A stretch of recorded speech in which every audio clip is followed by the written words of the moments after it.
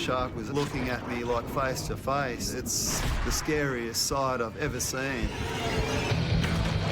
He actually latched his mouth onto my right arm and just threw me around on the bottom of the Gulf like I was a rag doll. And a picture that stays with me is of this great big head coming up towards me. The fear of dying was unbelievable. It's everyone's worst nightmare, being eaten alive by a wild animal. In this episode, 3 remarkable stories of people savagely attacked by the ocean's most powerful predator. What's it like when you become human prey?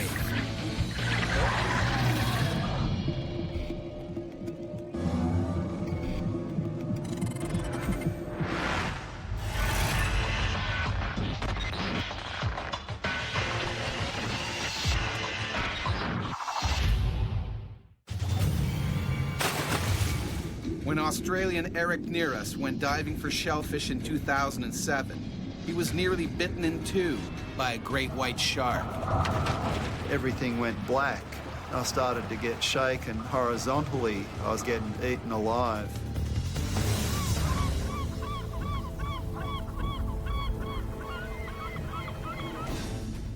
The great white shark is top of the food chain. Hardly changed since the dinosaurs. It's the ultimate killing machine. This full-grown shark is now targeting Cape Howe on the south coast of Australia. The strong currents here attract fish, which attracts seals, which are the shark's favorite food. It's the rich marine life at Cape Howe that also attracts fishermen to these waters. Eric Nearus is one of them. He specializes in abalone, a large sea mollusk and culinary delicacy. I call myself an underwater labourer. Basically, we crawl around the bottom of the ocean measuring abalone and collecting them. It's a pretty strenuous job. If I don't catch a certain amount of abalone each month, I don't make any money, so I can't pay my bills. To tell you the truth, that day I was only half-heartedly getting ready to go to work. Being school holidays, I could have found something more interesting to do, like take the kids out to a park or the movies and have a family day out. Today, Eric's 16-year-old son, Mark, is joining him. He's working as a deckhand. Mark was only out with me to make a bit of pocket money for himself. He'd only deckied for me about 4 times, so he wasn't actually what you'd call experienced at all. Mark isn't as comfortable as his father in these waters. Every time we've been out before, like, we've seen sharks, and there'll be sharks, like, just fly in front of our boat. I don't know, it was just a morning, like, it was real freaky morning, like, real quiet and, like, no noise or nothing like that. Sort of think to yourself, something's gonna go bad, something's gonna go bad. Mark's intuition is dead on. A hungry great white has returned to these familiar waters, where it hunts its favorite prey, seals.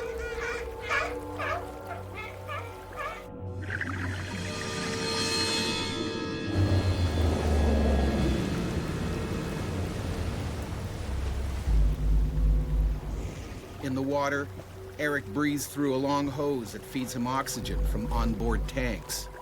He also wears special clothing. I wore a lead-lined weight vest. It has about 7mm thick lead plate sewed inside it, and it fully covers your back and most of your chest, and that keeps you on the bottoms. Although shark attacks are extremely rare, Eric knows it's a hazard that goes with the job. When you're a diver and you're in, their domain, you've always got that inkling in the back of your mind. I wonder if a shark will show up.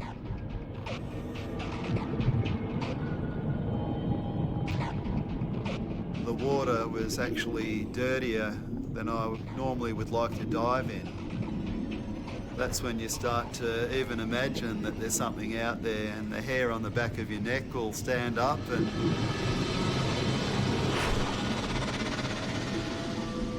a seal or a school of large fish go past you, and all of a sudden you'll start to think, okay, I wonder if there's something chasing them. Surprise is the great white's best tactic.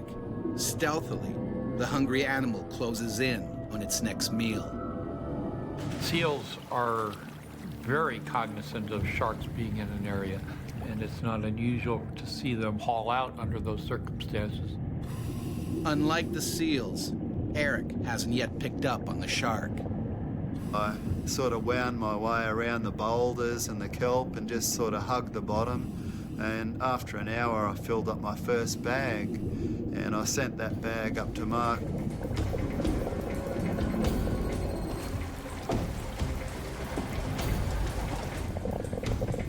I remember looking up at Mark at the hull of the boat. I could just see it, and I thought, beauty, Mark's doing his job. He's right above my air bubbles. He's a good kid. He's following me. He's not too far away. Mark's not sure why, but he can't shake the feeling that something's not quite right. It was just weird, like, and I kept going over the side of the boat and looking down, and it didn't feel right. Didn't at all.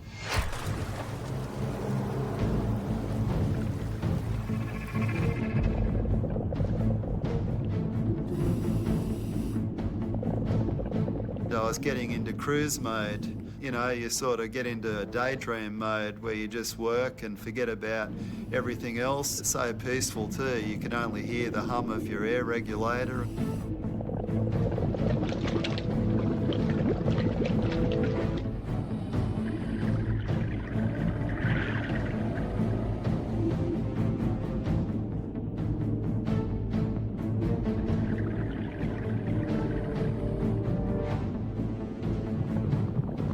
Humans wearing a black wetsuit are doing a pretty darn good job of making themselves look like a seal or a sea lion.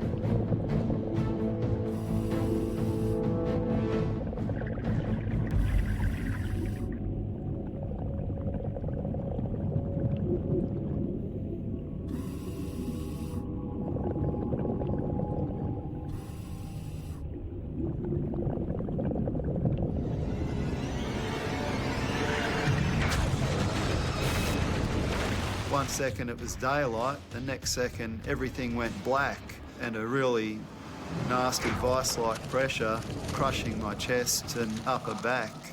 And I wasn't really sure what had actually happened to me. The shark has taken one supersized bite. Eric's head and shoulders are in its mouth. One arm is down its throat.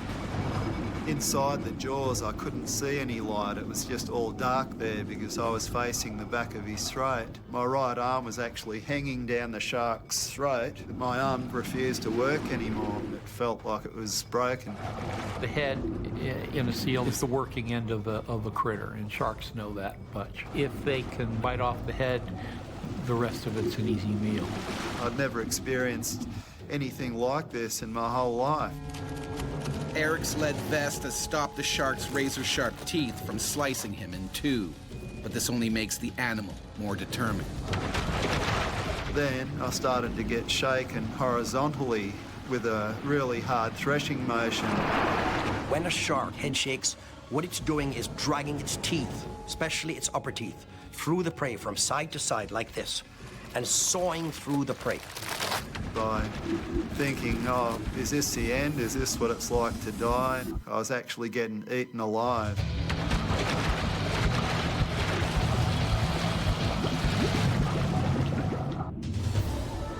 A great white shark has half-swallowed abalone fisherman Eric near us. All that's saving him from certain death is his lead diving vest. My instinct kicked in, and I had a free left hand, and I started to feel around the jawline of the shark, and I reached up higher, and I felt a slimy membrane. I realised that must have been the eye.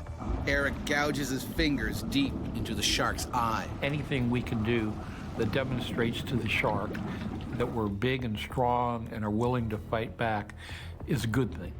Surprised by the counterattack, the shark begins to loosen its hold. And I started to wriggle out backwards a bit, and I wasn't sure if I was going to get out or not. And just as I thought I was going to be free, the bottom jaw closed, and I felt these teeth going into the back of my head, into my skull. I twisted as hard as I could again, trying to gouge the eye, and the shark reacted again. The animal at that point reacted by letting go as a matter of defense for its own self. Sharks aren't dummies. Eric caused it pain. It realized that it had a formidable foe there in the water. The shark was looking at me like face to face. It's the scariest sight I've ever seen. As Eric's blood seeps into the water, the shark waits for its prey to weaken even further.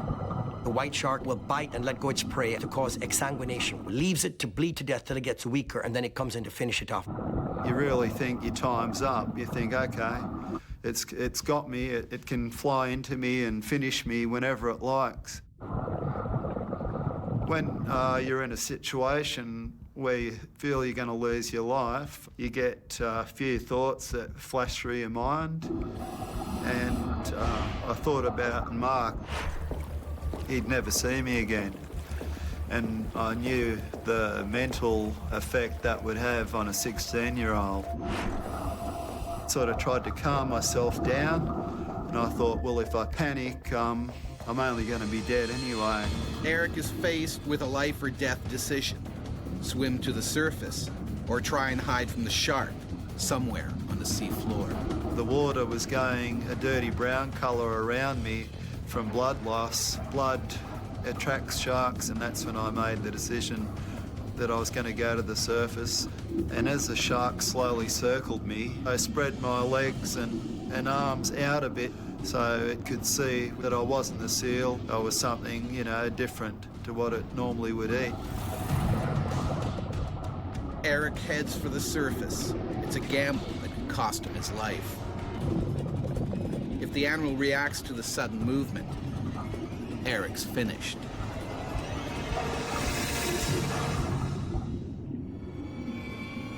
Searching for abalone on the sea floor, Australian Eric near us has been half swallowed by a great white shark. He's managed to fight free, and now he needs to get out of the water before it strikes again. Those marble dolls with the black painted eyes, that glossy black colour, that's the colour of those sharks' eyes, just a dead black. And when you've got those eyes on you and they're only like 1 to 2 metres away, it makes you feel very small indeed. It really had a tough job holding back the fear.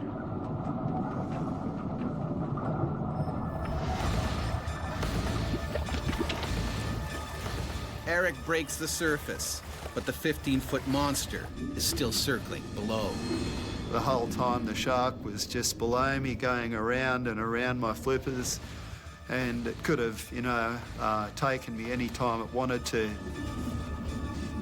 The shark didn't want to just rush right back in because the last time it did that, it didn't have a pleasant outcome. Dad? I'm coming! All Eric wants is to get out of the water fast. I screamed at Mark that I needed help. He came straight over to me.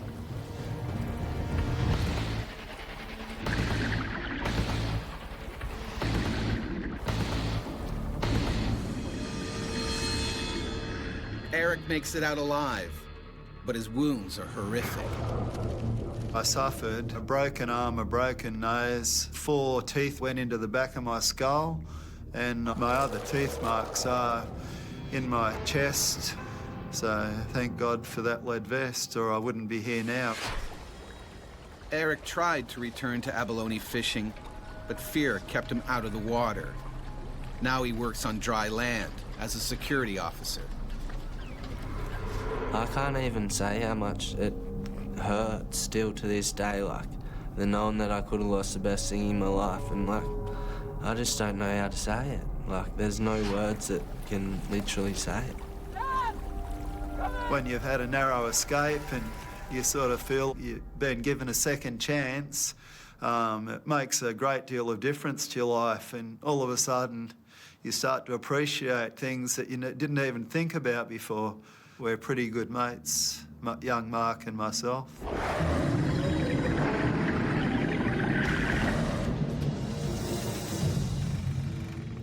Ever since people first ventured into the seas, we have been afraid of the monsters that lurk below.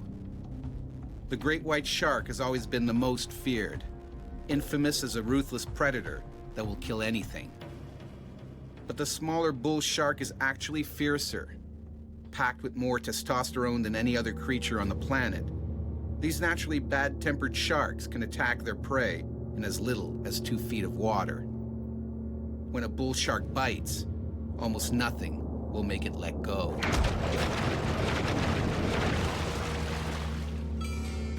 In the summer of 1916, a horrifying series of shark attacks shocked holidaymakers in New Jersey. Originally blamed on the great white, these attacks were in part the inspiration for the novel Jaws. But many experts now think the villains were really bull sharks. The first victim that summer of 1916 was Charles Epting Van Sant. He started shouting for help, but people assumed he was calling to a nearby dog.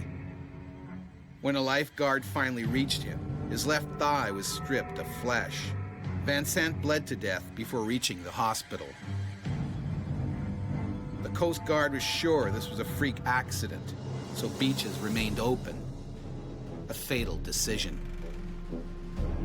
Just 5 days later, a second killing. The ocean turned red when a hungry shark went for Charles Bruder. It bit his right leg clean off. Bruder bled to death before he could be rescued. The next attacks were even more terrifying. The scene of the crimes, 16 miles inland in a freshwater creek. 12-year-old Lester Stillwell was playing in the water with friends. They noticed what they thought was an old log in the water. It started swimming towards them. Suddenly, the shark pulled Lester under, and he never surfaced. A man entered the water to bravely search for the boy's body, but he too was fatally wounded by the bloodthirsty shark. Experts now know that great whites can't survive in fresh water, but bull sharks can. Bull sharks may actually be responsible for many more attacks than previously thought. Chuck Anderson knows just how aggressive a bull shark can be. When training for a triathlon in 2000, he was savagely attacked by a bull shark, an attack that changed Chuck's life forever. It was just freight train. And even though I hadn't seen it, I knew exactly what it was. The Gulf of Mexico is famous for crystal blue waters and white sandy beaches. But this is America's shark attack capital. In fact, there are more shark attacks here than anywhere else in the world. Almost anyone that's been in the water have been close to a shark at some time. The sharks see the humans. Humans don't always see the shark. And public enemy number one is the ferocious bull shark. It will target almost anything that moves, even humans. Bull sharks mean business. When they attack, they truly are going after a human. And what they start, they mean to finish. Bull sharks are persistent, and I think for that reason, I would be a lot more concerned about a bull shark than a white shark. It's early morning, and this bull shark is already on the hunt. It patrols the shoreline because it knows sooner or later something tasty will swim by.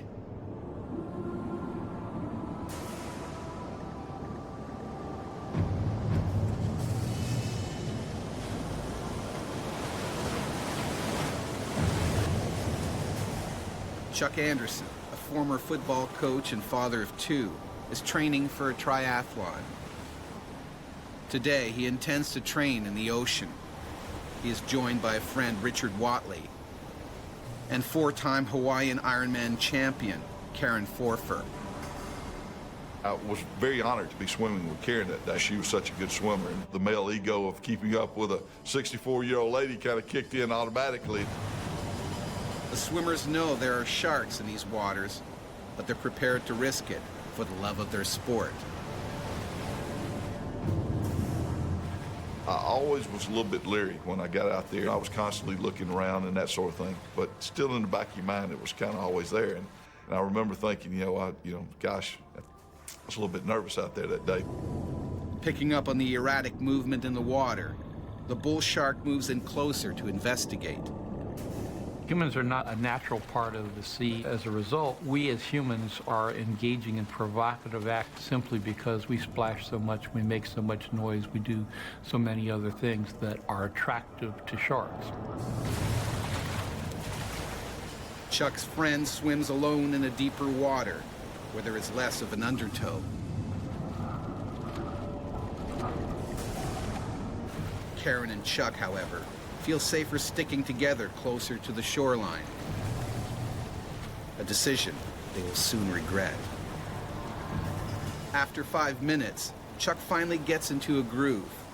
His mind is now focused on outswimming Karen. Then we got to a place that I knew were an old set of piling. Pier was built there, and it blown down during Hurricane Frederick back in the late 70s.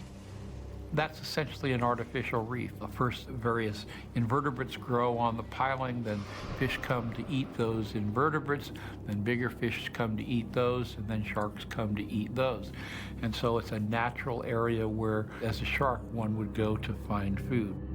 Unwittingly, the swimmers have now entered this shark's natural killing ground. Karen kind of went ahead of me. I'd like to say I was chivalrous and letting her go through the pilings, but actually she was kicking my rear end pretty good. The shark observes his potential meal as the swimmers make their way past the pilings.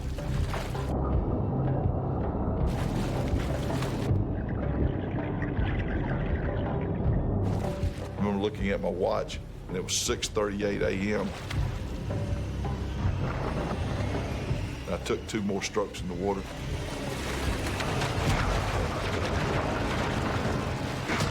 It nailed me. Felt like a linebacker getting run over by a fullback. He just freight trained me. He hit me and knocked me out of the water.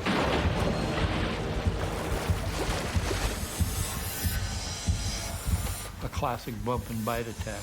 The shark was getting a feel for the size and the power of whatever it was going to bite. And even though I hadn't seen it, I knew exactly what it was. I felt like he knew that I was out there in his territory, and he wasn't very happy about it. My big fear was that there was more than one. There was a school of sharks, and that I was in real trouble.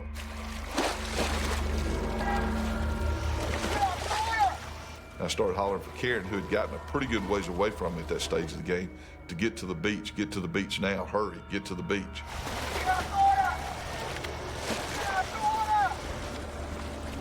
Karen races to shore, but Chuck is too far out. He's on his own. Well, it's a pretty helpless feeling. There was no way I was going to outswim anything that was out there with me. Chuck desperately searches for any sign of the shark. And I was treading water, and I remember looking around on the surface.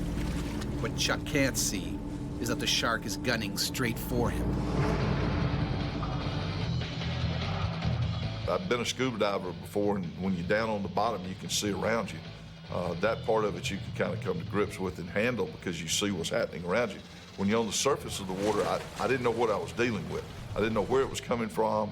I didn't know when it was going to get to me. I put my face in the water. When I did, up from the bottom was the shark coming directly at me. Chuck begins to panic. He knows the shark could finish him off with one vicious bite. Chuck Anderson is training for a triathlon when he's ambushed by a hungry bull shark. The animal only bumped him the first time, but now it's going in for the kill.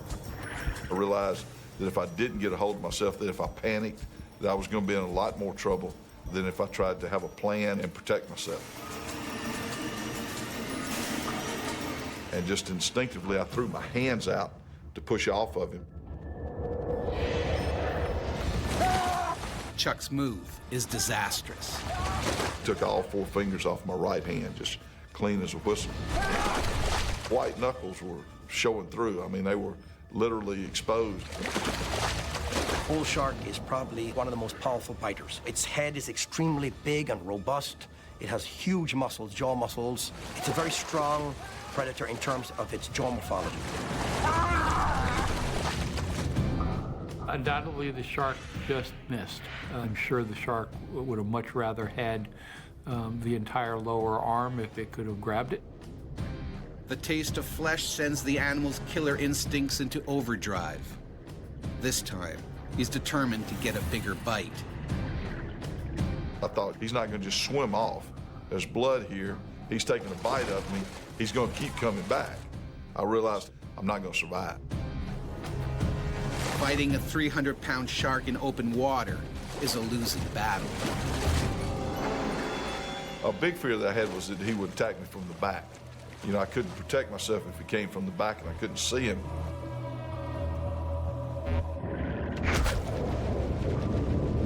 That's when he hit me. And I remember kind of losing a little bit of my breath. He hit me that hard.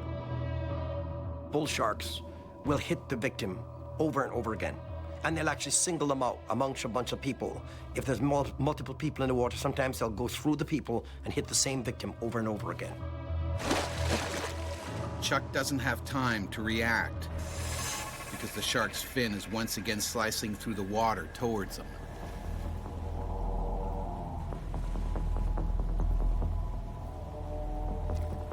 Everything goes in slow motion. You're kind of in a fog, thinking it won't ever end.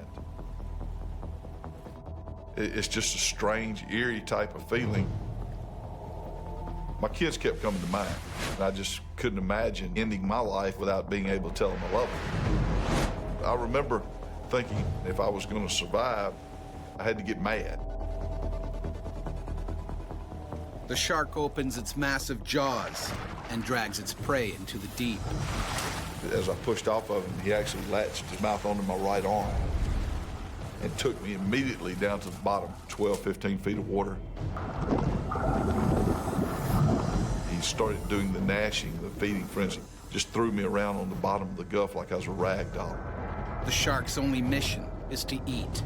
He tries to chew off Chuck's arm.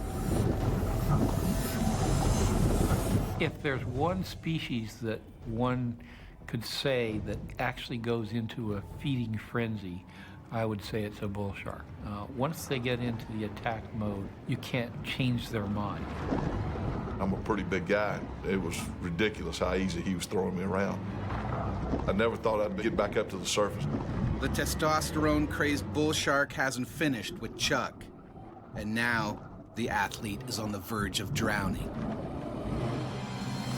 A bull shark has viciously attacked triathlete Chuck Anderson.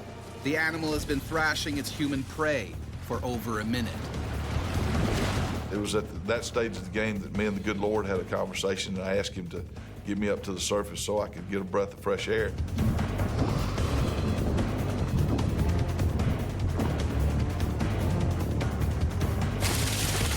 And all of a sudden I felt my heels dragging on sand.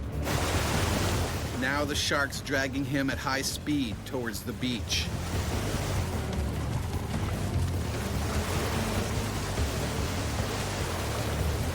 In its determination to eat Chuck, incredibly, the shark drags him onto a sandbar.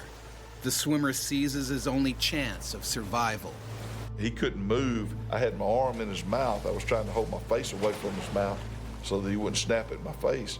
And it was a real unique feeling as I was hitting him, and I kicked him a couple of times, and I was doing everything I could to get away from him, but it wasn't fazing the shark at all. I mean, I know people say poke him in the eye, but when you're dead in front of a shark and the eyes are on the side, you know, I couldn't see his eyes, and being on the surface, that type of thing, I didn't have time to collect my thoughts to, okay, let's poke him in the eye. Or most of it's instinctive, and my instinct was to hit him and kick him and that sort of thing, trying to get away. I couldn't get my arm out of his mouth by pulling, so I worked it up and down twice and jerked real hard. And when I did, it completely degloving my arm. A hand popped off in his mouth.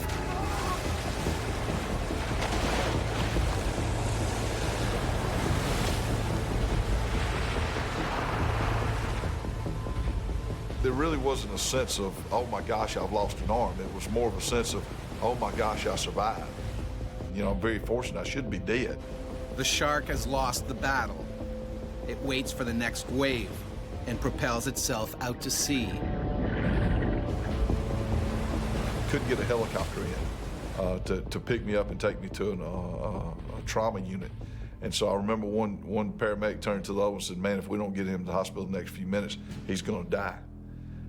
And I thought, whoa, time out, hang on. That's not an option here now. I thought I was fine. And the guy said, Coach, you're blue, you're losing blood, we can't stop the bleeding. If we don't hurry up and get you to a hospital, you're in real trouble. And I thought that was the first time that I really had time to think about the fact that I might die. And that was a real scary moment. Chuck is rushed to the hospital, where what remains of his arm is amputated at the elbow. I was halfway to the hospital before I ever really came to grips with the fact that, hey, you don't have a right arm anymore. And I promise you, it's not going to come back. Despite the tragedy, Chuck Anderson is determined not to let it ruin his life. Just 10 months after the attack, the father of two competes in an able-bodied triathlon and wins. My kids were on either side of me, and we crossed the finish line together. And,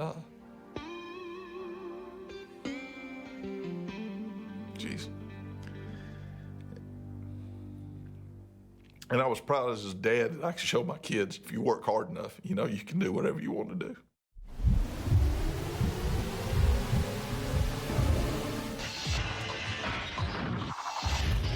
The bull shark may be the most aggressive shark in coastal waters, but in the deep, the oceanic white tip is the greater menace. About 3/4 the size of a great white, this shark rarely encounters people. But when a ship goes down or a plane crash lands on water, the deadly white tip will target human prey.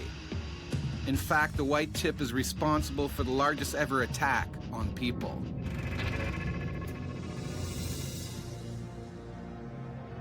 Just after midnight on July 30th, 1945, the Japanese torpedoed the USS Indianapolis. The battleship had delivered the first atomic bomb and was on a new mission in the West Pacific when it was hit. Of the nearly 1,200 sailors aboard, 900 are thought to have made it into the water alive.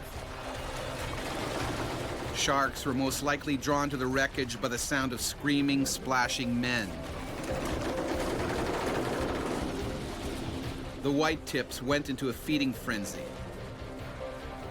The men's horrific ordeal lasted 5 long days. By the time rescue boats arrived, more than 500 sailors were missing. Many had been devoured by the hungry sharks. Although the bull shark and the oceanic white tip may be more aggressive, it's the great white that has entered popular folklore as the ultimate ocean-going serial killer. Its size and power mean it will always be seen as the most terrifying of all sea creatures. In 1830, Joseph Blaney was attacked by a great white while he was fishing off the coast of Boston. The shark capsized Blaney's boat and pulled it right under, with the fishermen still in it. The boat resurfaced, but Blaney was never seen again. 130 years later, during a spearfishing competition, Australian Rodney Fox was attacked by a great white. It's one of the worst shark attacks anyone has ever survived. I was hurled through the water faster than I could swim. It was right at the edge of my life. I was in really big trouble.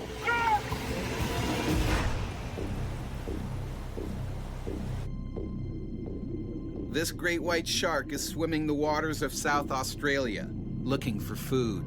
He's around 20 feet long and 4,000 pounds. He is constantly on the hunt.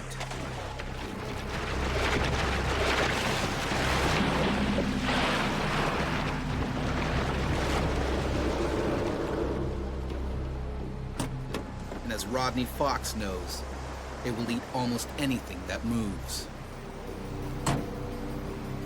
December the 8th, 1963, at 1 o'clock in the afternoon is a time I will never, never forget. Changed things in my whole life forever. Today, it's Rodney's chance to retain his crown as South Australian spearfishing champion. He's been training hard and determined to win, despite the choppy water. The weather wasn't very nice. It was a little bit windy, but it was something I had worked for. I had done so many deep diving and exercises, and I'd practiced holding my breath, and I'd made 2 beautiful spear guns. Rodney is aware of the risks. 18 months earlier in this bay, his friend was attacked by a shark, which bit deep into his leg. The word shark was sort of out there in the background with hell and death and devil and things like that. I was well aware that I could actually be attacked, but of course I didn't believe that it would be me. The winner today will be the person who catches the largest number of different species in a 5-hour period.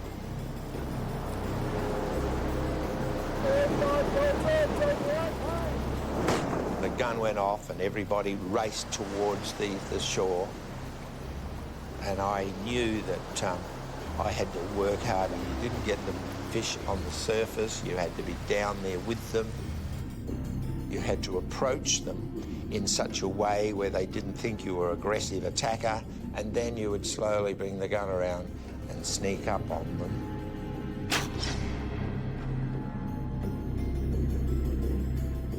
Rodney isn't reckless. He takes precautions against a shark attack.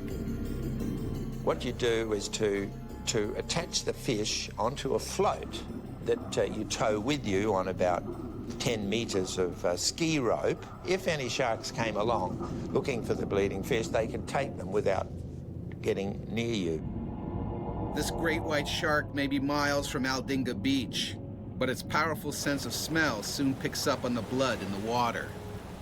It stealthily makes its way towards Rodney's tempting catch. Because of their injuries, any speared fish is going to be releasing bodily fluids, blood and other things into the water. Shark, for instance, can smell a single drop of blood in an Olympic-sized swimming pool. That's pretty darn good. Blood from the fish that had been speared was slowly going out to sea. In the tide, it was putting an odour trail several kilometres down the coast. The blood, the struggling fish in the water, any electrical charge it picks up or anything like that, the shark would be attracted to that and probably swim upstream to find it. I was so focused on doing well and looking for fish that I couldn't really think about anything else that might happen.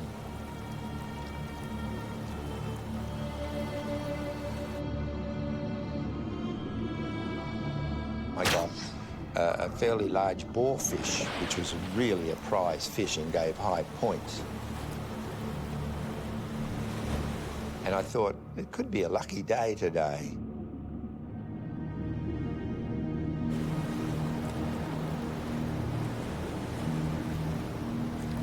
After almost 4 hours in the water, Rodney comes in to weigh his fish and assess his chance of winning. I found out that there was one fish that I really needed that would build up my points. And I cast my eyes over the area and thought, where would I find this particular species? And I thought, well out past the reef in very deep water,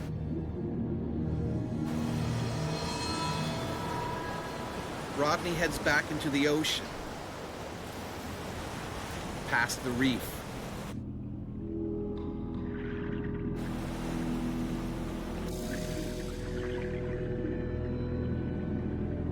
But venturing off on his own puts him on a deadly collision course with a natural-born killer. There's safety in numbers. That's why birds are found in flocks and fish are found in schools. Spear fishermen should be found in groups. Once you isolate yourself from the rest of the group, you become more vulnerable. Alone and out on the edge of the reef, Rodney has no idea he's swimming directly towards the shark. A shark that has Rodney in its sights. Humans aren't denizens of the sea. We don't see very well in the water. We don't smell things. We don't feel the vibrations of animals moving. And so we're not attuned to watching over our shoulder for predators. Rodney tracks down his elusive prey. All he needs to do now is spear the prized fish, and the competition is his. I was just squeezing the trigger when the shark's massive jaws clamp around Rodney's chest. It begins thrashing him violently.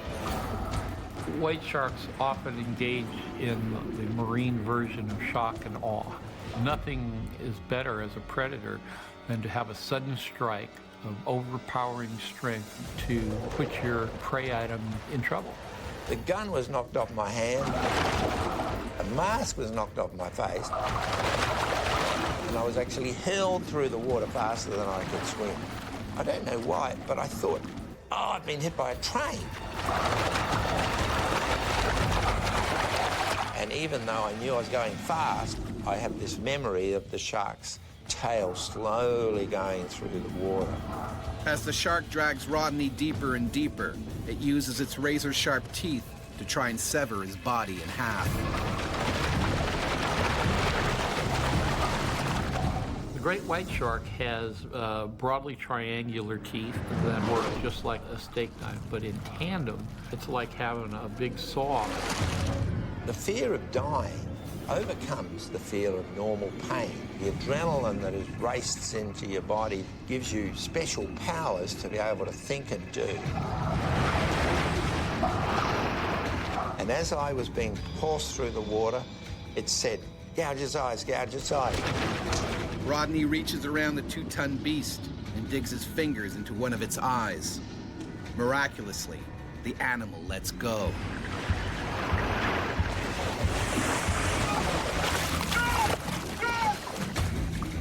But it has no intention of giving up on a spear fisherman. Gouge the eyes or the gills of the shark, and that is probably not what the shark would expect. So the texture, the taste, the response, everything is not what they expected. The animal abandons the attack at that point, not quite sure what it is. Doesn't mean they won't come back. The fear was unbelievable. It was right at the edge of my life. I was in really big trouble. I knew I may not make it, but it never occurred to me to give up. Just keep fighting. Rodney looks down into the deep. And a picture that stays with me now is of this bright red water, which is my blood, and this great big head coming up from down below with those big triangular teeth towards me. And I thought, what can I do? What can I do? I have nothing to protect myself. I'm gone, I'm gone.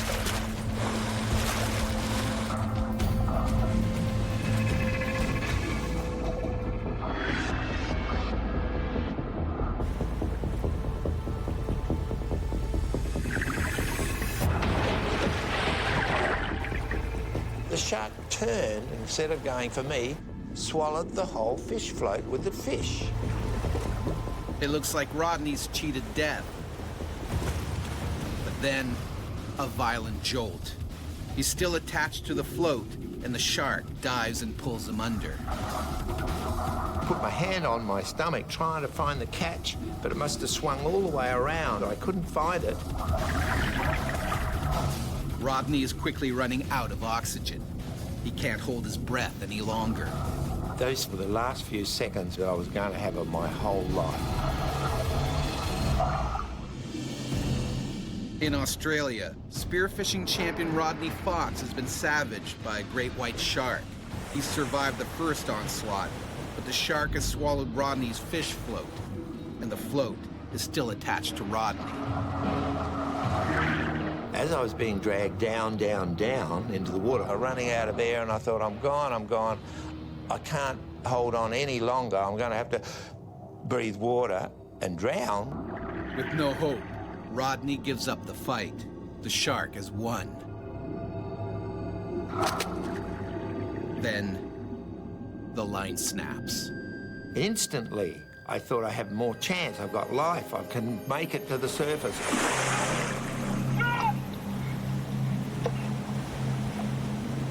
Rodney has to get out of the water before the shark returns for more. Unbelievably, a boat was coming over to find out what all the bright red water was.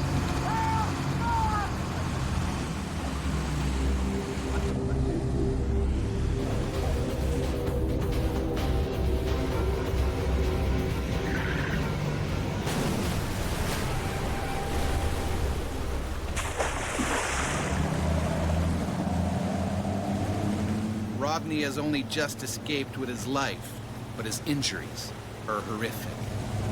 The lung was punctured, the spleen was uncovered, the main artery from the heart to the stomach was just left there, one nick, and I've died.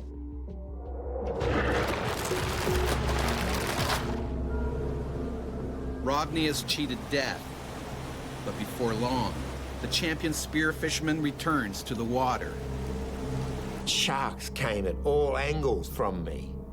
The little glistenings of the water turned into sharks. And I remember saying to myself, if you don't control this, Rodney, you're going to be no good. And I had to shake my head and get rid of the sharks and turn it back into little glistening things again.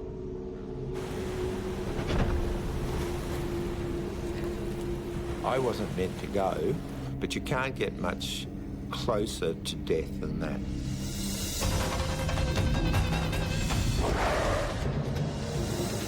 There are over 375 species of sharks swimming the world's oceans. But despite their fearsome reputation, only 4 target humans. Shark attacks are very rare. Fatalities, more so. But when a killer shark has us in its sights, it's the shark that rules the ocean. We're so used to controlling our world. We blast big holes in mountains to make roads. We put dams across the mightiest rivers. But one-on-one in the water, sharks still come out ahead. Sharks are nature's most determined predators. But sometimes, miraculously, their human prey survives. If you're subjected to a shark attack, you should fight like hell. There's no playing dead with a shark. You play dead with a shark, you will be dead.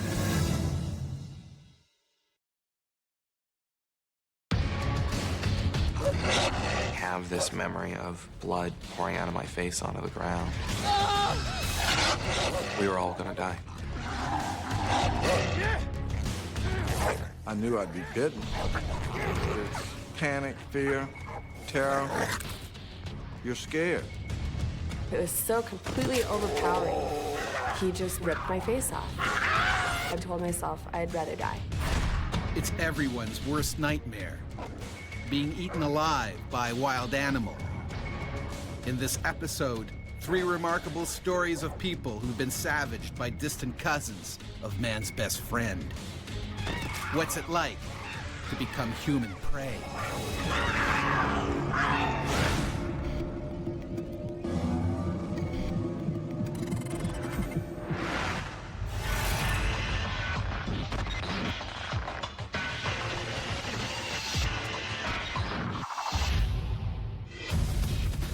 On a canoeing holiday in the Canadian wilderness, the Delventhal family was savagely attacked by a lone wolf. There was nothing we could do to stop a wolf that wanted to eat us.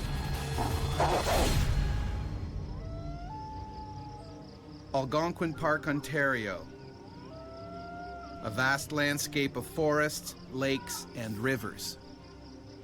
A popular destination for hikers and nature lovers.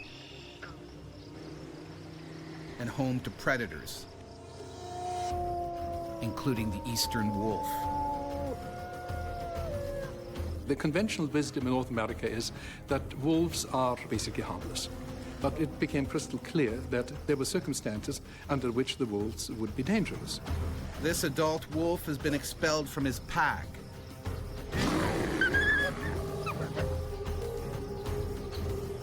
Forced to fend for himself, he's become an opportunistic predator, scavenging kills and raiding campsites. And he's starting to lose his natural fear of people. That's it. Just keep paddling straight on in. How you doing, guys? Yeah, just follow me in.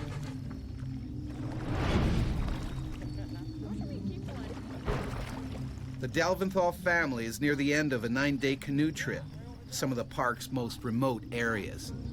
All right, then. We wanted to get away from people, get away from human contact, really get as much as possible into nature to appreciate it as a family. Yeah, dig right in there. It had been one of the best trips, probably one of the high points of our lives together as a family.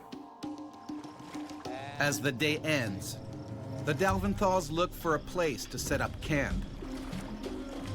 Hey, Tracy, how about right over here? The perfect spot, isn't it? All right. Great job, guys. Well They're done. unaware that something else has also picked this site. We got ourselves a camp set up, get the fire going. The wolf gravitated to the campsite because that was a place where in the past it may have smelled food, experienced food.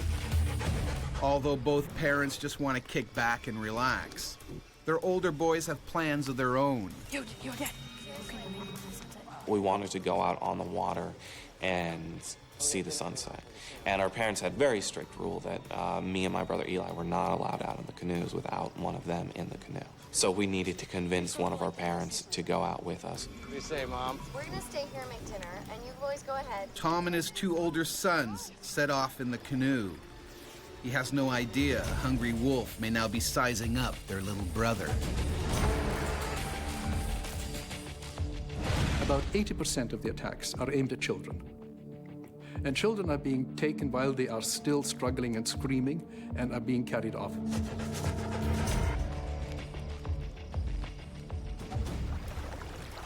As Tom and his boys paddle further away from their campsite, they bump into other canoeists who tell them about an old Algonquin Park tradition. You ready? Let's do it. The wolf call. We sort of bunched all the canoes together and started howling, you know, more or less in unison, doing our best to sound like wolves. When you howl, you let the pack know that you are another wolf and you're encroaching on its territory. The lone wolf closes in, possibly worried that rivals may attempt to steal his tempting evening meal. The forest around the site was really thick. You couldn't see into the forest at all. And I heard something and just saw the side of something.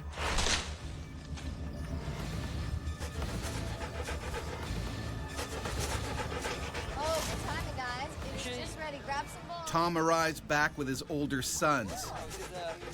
Well, The wolf is likely scared away for now. All right, boys, time for bed. We got a long day tomorrow.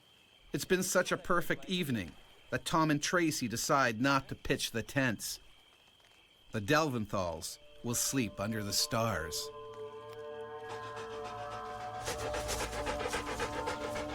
But sleeping outside makes the family vulnerable. My mom put Willem, who was only 3, in between me and Eli, you know, who were considerably larger than him. Me, Willem, and Eli were down in our own little group. and I am going to sleep like a log. Tom and I, we were lying out under the stars and agreed that it was the most peaceful, grounded, safe that we've ever felt in our lives. And talked about how blessed we were, that this was a glorious place. There is something quite wonderful about lying down and seeing the stars, but I was 12 and I was a little bit more scared of the world and scared of the dark.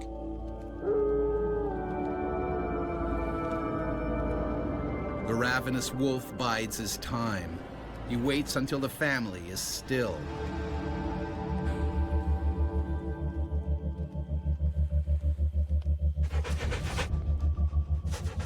His sights are firmly set on the children. I was dreaming that I was walking through the woods with my parents, and it was sunny, and we were just sort of walking and talking. Finally, the wolf makes his move. He zeroes in on the most accessible prey, Zach.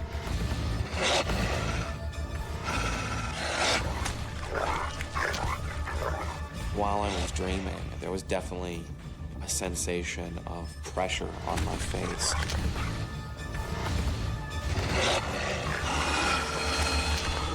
The wolf, as a killing machine, is extremely powerful. They really slice through tissues and meat and muscles and tendons. It's very severe. Incredibly, Zach keeps on sleeping. And it felt like I was being dragged. It felt like I was sort of strapped to the front of a jet. Everything started rushing by really, really quickly, and that was the point when I woke up. Startled, the wolf runs back into the forest. It was one long, ripping scream. It was blood-curdling. Zach, what's wrong? What's wrong? What is it? He kept saying, "Something bit me." What happened? Something bit you? But they still have no idea what bit him. It was at that point that my thermals were getting wet and warm. And he started saying, "I can't breathe, I can't breathe, I can't breathe." And so I realized that he was bleeding profusely from the face. I sat there trying to gather myself, and I looked through the darkness to where they were huddled together, and then I saw the wolf. Yeah! Yeah! Go on! I was being as big as I could be and as loud as I could be.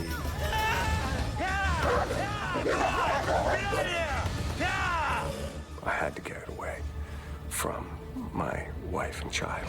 He ran right past us, and we could hear it running into the woods and whacking trees and bushes and stuff.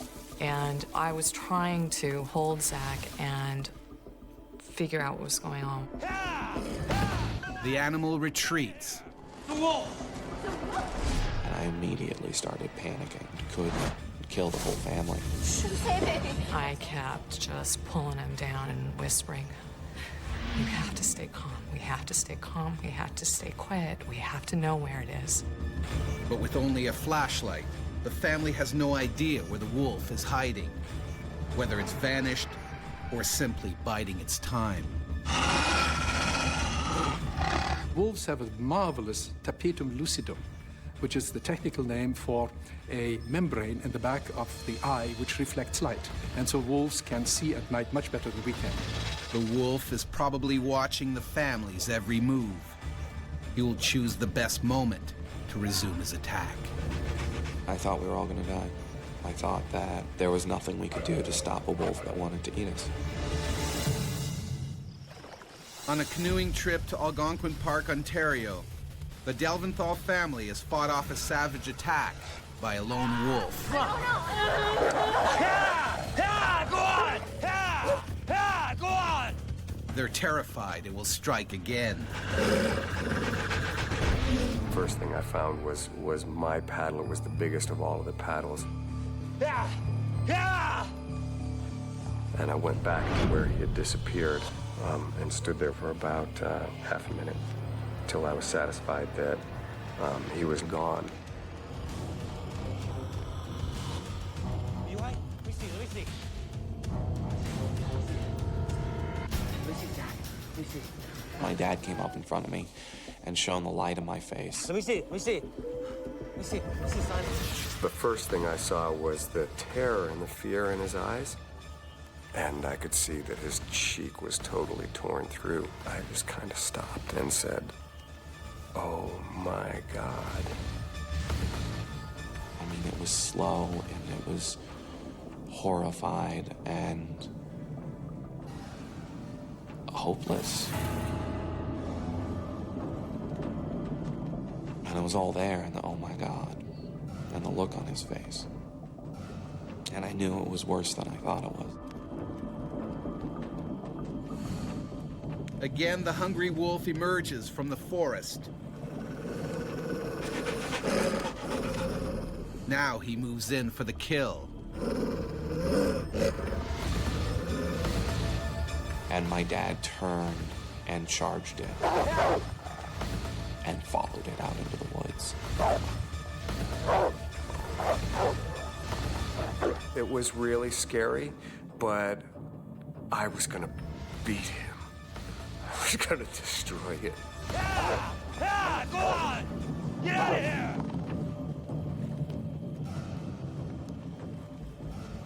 The trees wrapped around him, and he was gone. He disappeared. Tom,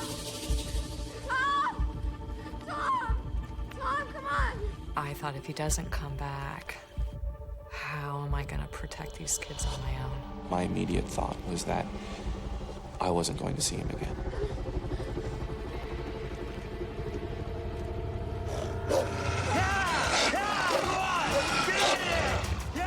It was the darkest night I can ever remember, but all of my senses were really, really sharpened, and I felt like I could see exactly where he was. Armed with his makeshift weapon, Tom now has the upper hand. Wolves, in all their killing activities, have to respect one thing. They're basically hypochondriacs. Safety for them is paramount. Self-preservation wins over hunger. The animal retreats, for now. Seizing the moment, the Delventhals make their escape. Keep that right on there. That's right. See that? Yeah. Keep this on there. Hold that on there. That's it. All right, you gotta get out of here. Off we go. Here we go. Down here, let me talk to you.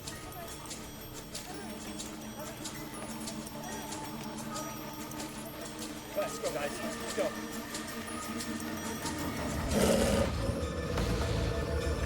Hey, Will, Eli, you guys all right? Hey, let's go, baby. Let's go. Tracy, let's go. Zach, hold on. There was this moment of pushing off the site, and then I remember just going, because I knew at least the wolf couldn't get us now. The family may have escaped the wolf's jaws, but Zach is still in terrible danger. He's losing blood fast. Hey, Zach, hold on, son. You'll be all right. I thought about dying, so I was just sort of peacefully lying in the boat and figured I could slip away now and it would be easy. What changed my thinking was thinking about my family and thinking about how much they would all miss me.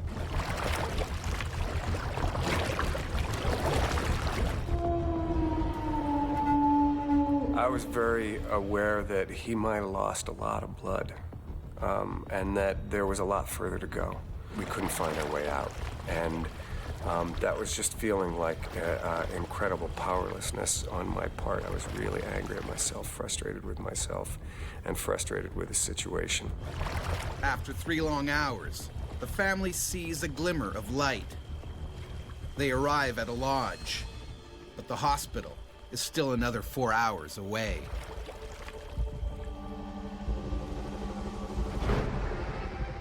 Zach undergoes 4 hours of emergency surgery. His nose is broken in 5 places, and it takes over 80 stitches to repair his badly lacerated face. Sheer luck that the wolf didn't grab part of the neck. With the tremendous bite force of the wolf, Zach would not have survived that. I'm very lucky. They took Zachariah into a triage room, and it was that moment. It was the first time that I looked at him, because I thought, okay, now we're safe, and I can see. And his face was just ripped apart. Even after the doctor had Zach and was doing what he could to put Zach's face back together again, the reaction was well, it couldn't have been a wolf. And they treated me very much like I was hallucinating or just a stupid geek from the city, or, you know, somebody who just didn't understand, obviously, because wolves don't do that. The scars themselves really aren't that visible. But the psychological trauma leads to months of severe panic attacks. The therapist said what happened is deep and primal because you're supposed to be safe when you're asleep. He didn't know it was coming. None of us knew it was coming. Park rangers decide the lone wolf poses a serious threat to other campers. 5 days after the attack, they find the animal they believe terrorized the Delventhals and shoot it dead. But Zach doesn't blame the wolf for what happened. I'm not really any more or less afraid of wolves than I was before. And I have a great respect for them and a great admiration for them. But they're always potentially dangerous.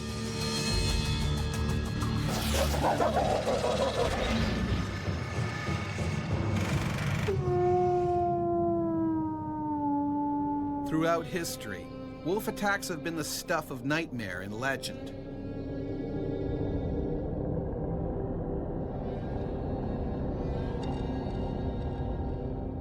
No ordinary creatures. In mythology, they often represented evil, even the Antichrist. Not even death could safeguard people from the wolf's jaws. In 16th century Scotland, bodies were often buried on islands to stop wolves digging them up and eating them.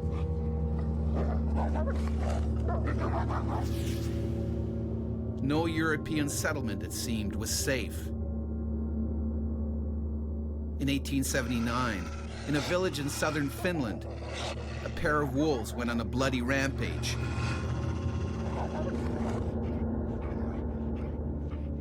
As many as 35 children were killed. Eventually, the Finnish army was called in, but the wolves proved elusive. It took 2 long years to halt their terrifying reign. The female wolf was shot dead. The alpha male poisoned. By hunting in packs, wolves are highly efficient killers. Sometimes not even a gun will stop them dead. A woodsman living in Springfield, Missouri in the early 1900s learned this the hard way. Ambushed by a furious wolf pack, he fought a heroic battle for his life, but overpowered before he could reload his rifle. He was later found ripped apart, surrounded by 5 dead wolves. Ever since the first white settlers arrived in North America, wolves have been relentlessly hunted and killed. But in their place, their canine cousin, the coyote, has flourished. Increasingly, the ever-adaptable coyote has moved into urban areas. And increasingly, humans come face to face with them.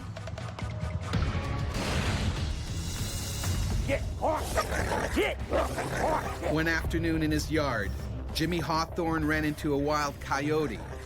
A coyote with rabies. I couldn't believe what was happening. I knew I'd be bitten. It was scary.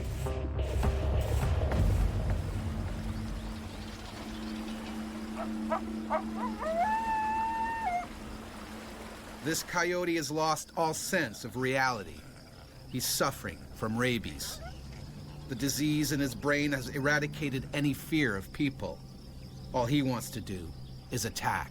Most likely the coyote encountered a rabid raccoon. They tangled and the raccoon bit the coyote. The rabid animal has left his natural habitat behind. He's now in the residential neighborhood of Lenaxa, Virginia, and is a deadly threat to anyone who crosses his path.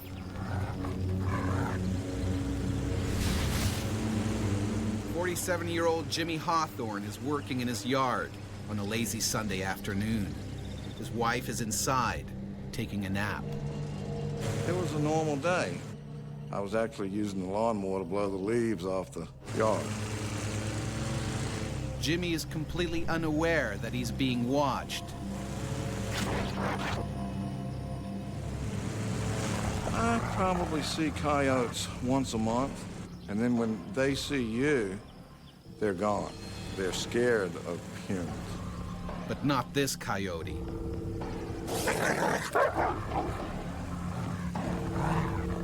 Driven by the lethal virus, he's desperate to bite anything or anyone. Rabies virus infection is transmitted in the saliva and often deposited in skin, subcutaneous tissues, or muscle, and then eventually spreads along nerves to the central nervous system. The diseased coyote closes in on Jimmy. I was just sort of in my own little world, riding on a piece of equipment, and it startled me. I mean, my first thought was, it was a German Shepherd. And then I looked and I said, oh my goodness, it's a coyote. Horrified, Jimmy realizes this coyote is rabid. At that point, it was just terror, scary. Rabies is almost always fatal if not treated immediately. Well, there have only been 6 survivors of rabies. We don't fully understand why the outcome is always fatal, but clearly the immune response isn't sufficient to clear the viral infection. It was driving the mole as fast as it would go. The coyote was having no trouble keeping up. The coyote kept circling the mole. Fueled by a wave of aggression, the coyote seizes opportunity and strikes. He bit my boot. I felt him bite the boot. I mean, I couldn't believe what was happening. I just remembered that moment of fear, of terror. It was scary. Luckily, the coyote's bite doesn't pierce Jimmy's thick leather boot. Jimmy needs to make it home before it does. But then, his mower runs out of gas and stops dead. My thoughts were, oh my goodness, something scares you to death. And then it's like you have to take care of yourself, protect yourself. Jimmy must either risk running for his life or taking on the rabid animal. This animal might weigh 50 pounds, and I weigh 240. If it gets bad enough, you know, I'll just tear him apart with my hand. But I knew I'd be bitten. You don't see animals come up to you. I mean, I've been in the woods my whole life. Deer don't walk up to you. Rabbits don't walk up to you. This animal had no fear of man. He would come around the tractor. You know, I didn't want him to bite me on the back of my leg, and I just turned around and faced him, and he came at me, and I kicked him. That's when he sort of hollered, yipped, and went into the thicket. Because of his swelling brain, the rabid coyote is suffering terrible headaches. Jimmy's kick further disorients him. Jimmy's bought some time.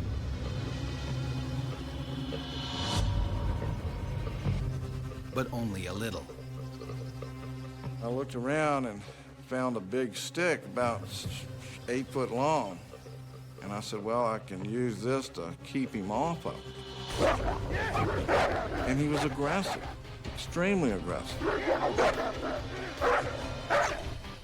Coyotes, canine teeth, are so much longer than, say, a Doberman.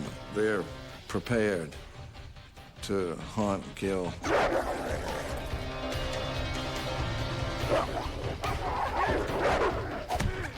Wielding the stick, Jimmy scores a direct hit to the coyote's head. The crazed animal retreats, for now. Jimmy races for the house, but the door is locked. His wife still asleep. And the rabid coyote isn't yet done with Jimmy. I'm knocking on the door, and then I see him running across the front yard, coming back. The ever more aggressive coyote closes in for the kill.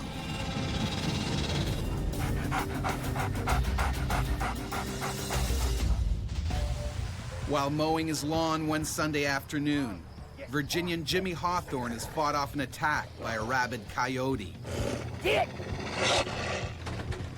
Locked out of his house, Jimmy's now trapped by the deadly animal.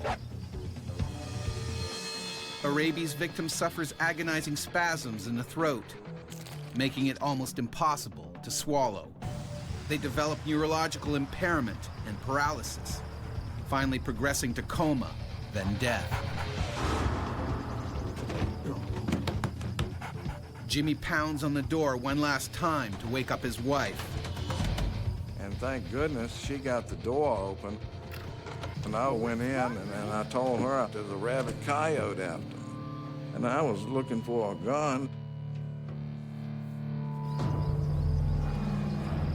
The coyote refuses to give up. The rabies has infused him with blind courage. All he knows is he needs to bite.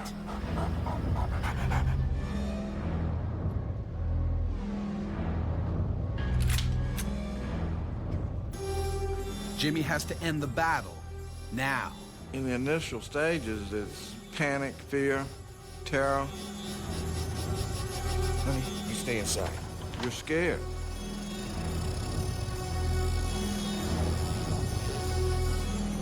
And then that went away.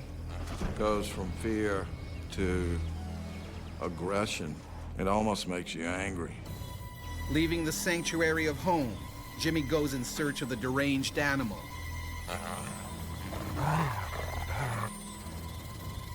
But this time, he's prepared.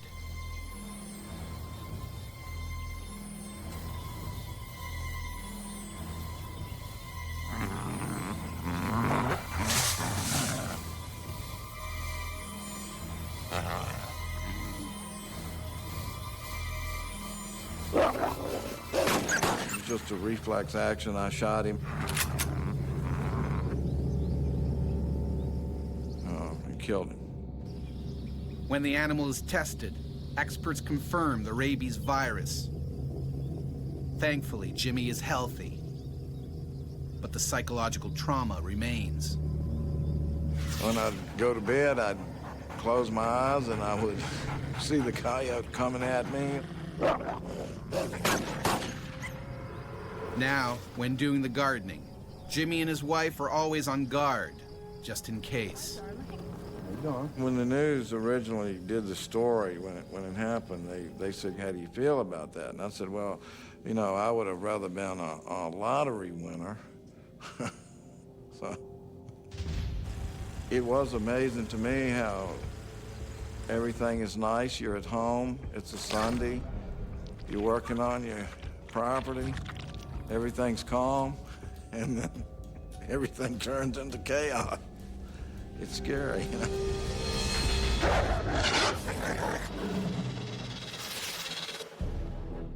Rabies has terrified people for thousands of years.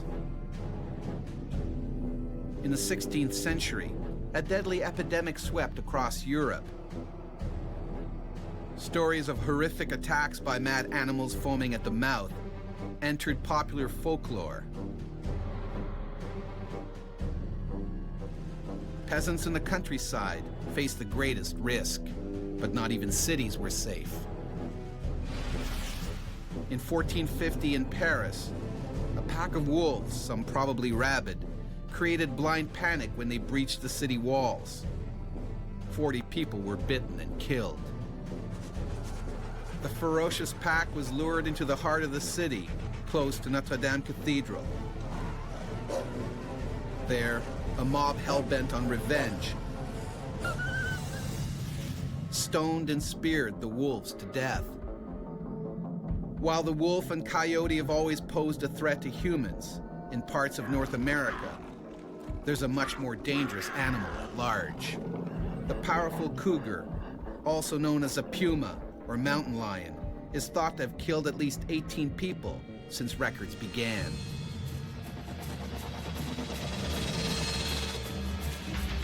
Aniela was almost one of them. While on a mountain bike ride with her friend, a cougar pounced and tried to snap her neck. And you think, this is just a nightmare. I told myself I'd rather die.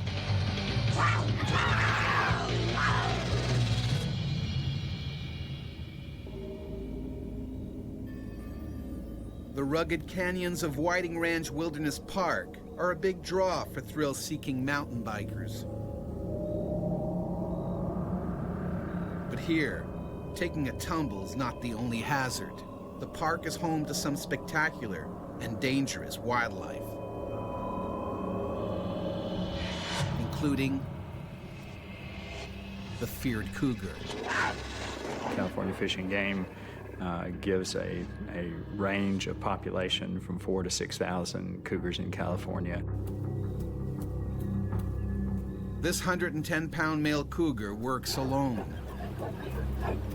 They're very good at being top predators and surviving in the landscape. Their quickness, their agility, their smoothness of movement, they're just good at that. The cougar has just taken a fresh kill. They will immediately take them off into the brush, and that gives them cover and allows them to feed in peace. One cougar will have a territory of roughly 30 to 50 or more square miles. The big cat buries what he doesn't eat for another time. He'll attack anything that threatens his food cache. Always a slowpoke. Even humans. Aniela, a personal trainer and ex-Marine, and her friend Deb Nichols meet up for a biking excursion. They choose Cactus Hill Trail because of its exciting twists and turns. Ann and I got together because we have common riding styles. We tend to just like to ride hard and not talk a lot. I tend to take up sports where there's usually some rough play. You have to be willing to get dirty, have to be willing to, get cuts and scrapes and maybe some poison oak along the way. But I love it for the adventure.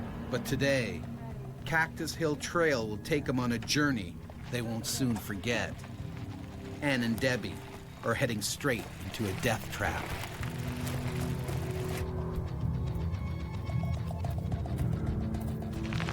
We were just kind of, coming into the downhill section. You're gonna finish the ride soon. All the climbing is done. And our goal was to make it out before it got dark. The cougar jealously guards its precious food.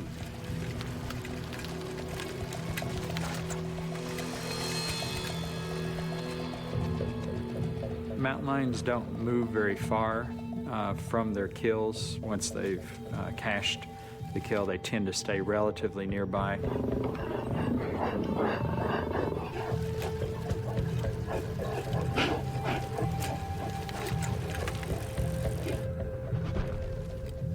Just up the trail, another cyclist discovers an abandoned bicycle.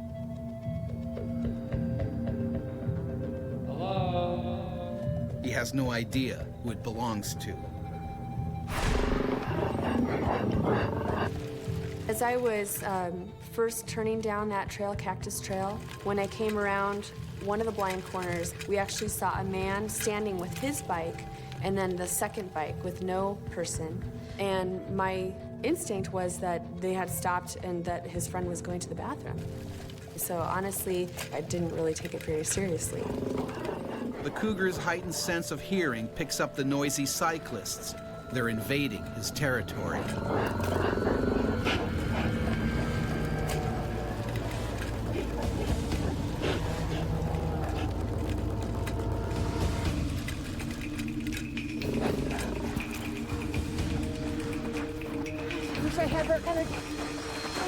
Debbie falls behind.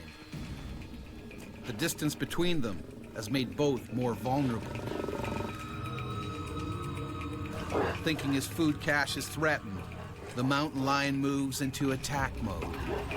As I was moving down the trail, what caught my attention was I saw a flash of movement. I saw kind of a reddish-brown fur. Initially thought that I had startled a deer, and then the impact. A cougar can leap a great distance in the realm of 20 to 30 feet and will jump on their back and bite the back of the neck. The only thing I can liken it to would be if you're riding your bike and you got hit by a car from behind. That's what it felt like to me. I mean, the impact was unbelievable. I was face down and he was trying to bite at the back of my neck. And I knew, okay, this isn't a deer. A lion's impetus is to kill as quickly and as efficiently as possible because that reduces its own energy expenditure and its own chance of harm. I just couldn't believe that had just happened to me. And you think, this is just a nightmare. This can't really be happening. You can't wrap your brain around it. Anne's helmet protects her, for now. But the cougar is determined to win this battle. If they don't kill with the first bite, they may move their bite gradually around to the front of the throat and take the prey down by asphyxiation. You know, it was like nothing I've ever experienced before in my life. It was so completely overpowering. I could feel it actually hanging on to my shoulders. The lion's claws were dug into each of my shoulders, and he was trying to bite at the back of my neck. He was able to manipulate and move me around, release his grip and grab on again and just drag me. I could hear Anne's cry, screaming, and it sounded unusual. It sounded like a siren over and over, and then just within an instant, I came around the corner and saw the mountain lion. Debbie needs to think fast. In sheer desperation, she tries to scare the animal away.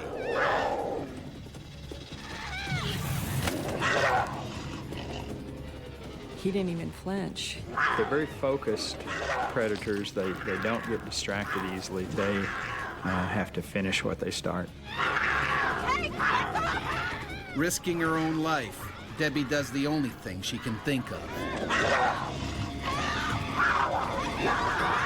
When I grabbed her leg, I thought, it was going to be something that would, alarm him at least, but it didn't. It didn't seem to faze him. All it would have taken is one swipe from that lion to take Debbie out. And she put herself in that situation where that was a very strong possibility.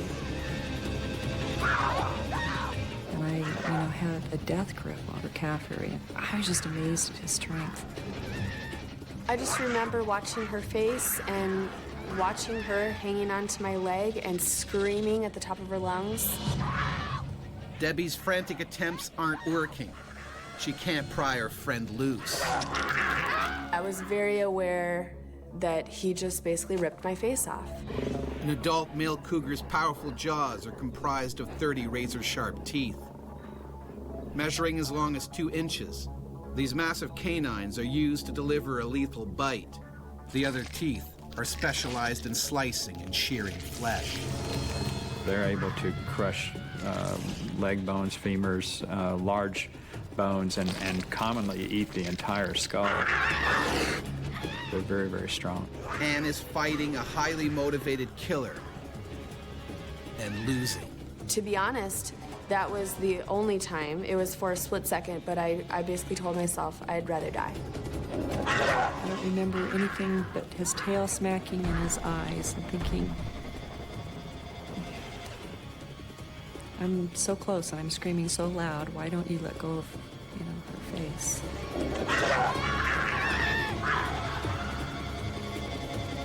A group of cyclists up the trail hear Debbie's screams. They arrive with Anne's life hanging by a thread.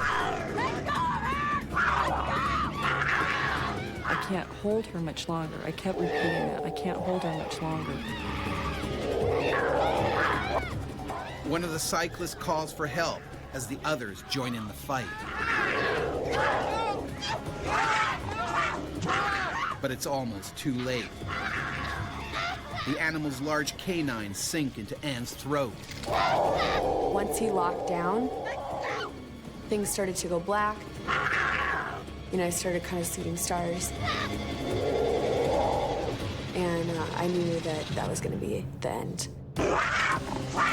Aniela is now on the edge of death, and her friend is powerless to help.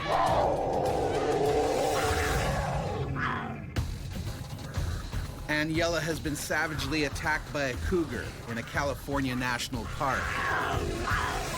Her best friend and 2 passing cyclists struggle to save her before it's too late. Dear God, please give me the strength to hold on to her. He's eventually gonna let go. But the cougar is determined to finish the job. Their focus is intense, even to the point of ignoring a certain amount of negative stimuli, rocks and sticks and things like that. They're very focused, but they do recognize that they're getting hit, and at some point, they potentially will give up. One of the rocks finally hits its mark. The cougar relents and lets go. The attack may be over, but Anne's struggle to survive isn't. She needs medical attention urgently. Stay down. Stay down. Give me a short. When I came to, I was lying on my back at that point, and I felt as though I was drowning. And we realized that it was blood. Come on. Debbie is also fearful the cougar may want to finish what he started. Hold her neck still. Immediately thought, I just want to get out of this area. I felt very uneasy that he probably hadn't left, but that, he was close by. They don't get rewarded by giving up easily. All of their evolutionary history dictates that once they start, they have to stick with it. The paramedics arrive at the scene, but they fear she may not make it to the hospital in time. My neck hurt so bad. Just every muscle was just torn. That's what it felt like. It was so painful to even try to lift my head an inch. And I just said to her, Anne, you're gonna make it. You're gonna be fine. It's gonna be okay.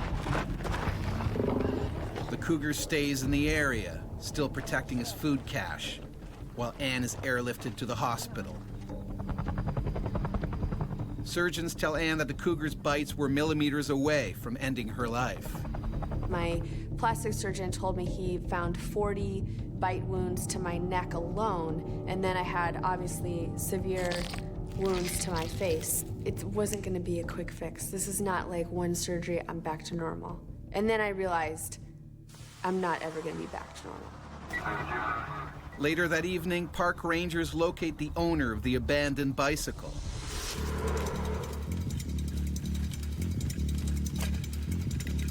He had been making his way down Cactus Hill Trail when his chain came off. Unaware, he was being watched.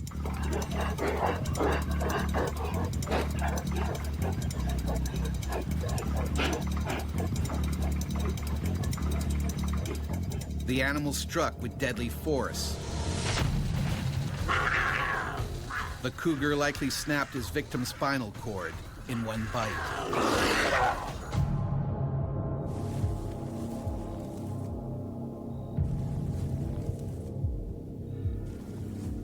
Gosh, I can't believe that I'm still here.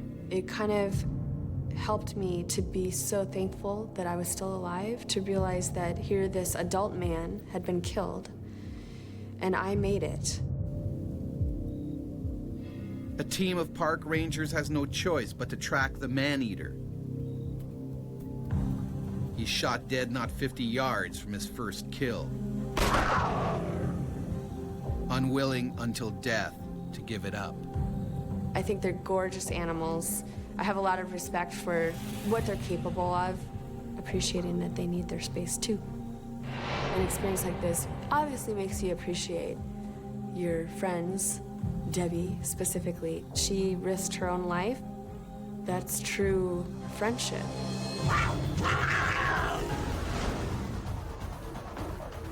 Their domestic cousins may be household pets, but in the wild, hunger or disease can occasionally drive these animals to target human prey. These people all came face to face with some of North America's most feared killer cats and dogs. They were lucky to survive. We were aware that there's mountain lions, but I just would have never thought that they would turn on me. The general advice is don't run, don't play dead, fight, because your life depends on it. I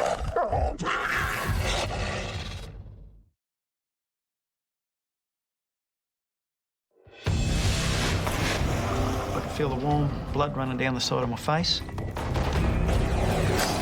I have never felt that kind of pain before in my life. It's a pressure crushing my lower back. It's everyone's worst nightmare, being eaten alive by a wild animal. In this episode, 3 remarkable stories from the water's edge. What's it like when you become human prey?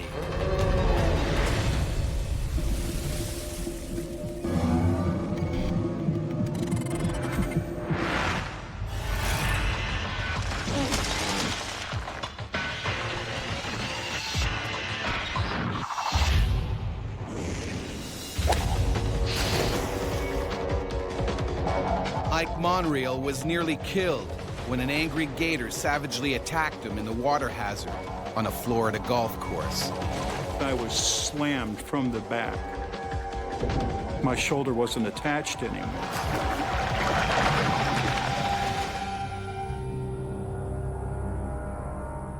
The Tampa Palms Golf and Country Club, Florida. The kind of place people come to kick back and enjoy the high life. But its ponds and lakes are also home to creatures that have barely changed since the dinosaurs. Alligators are very common in Florida, and almost any freshwater system can have alligators in it. And that's one of the things that people need to be aware of, is that just because they haven't seen an alligator in an area doesn't mean there isn't one right now. The lake by hole 13 is the territory of this 7-foot alligator. He's always hungry, and he's not too picky. As long as they can catch it and eat it, almost anything is potential prey. And they'll take things as big as deer occasionally. Golfers on this course are always in striking distance of gators, but no one has been attacked yet.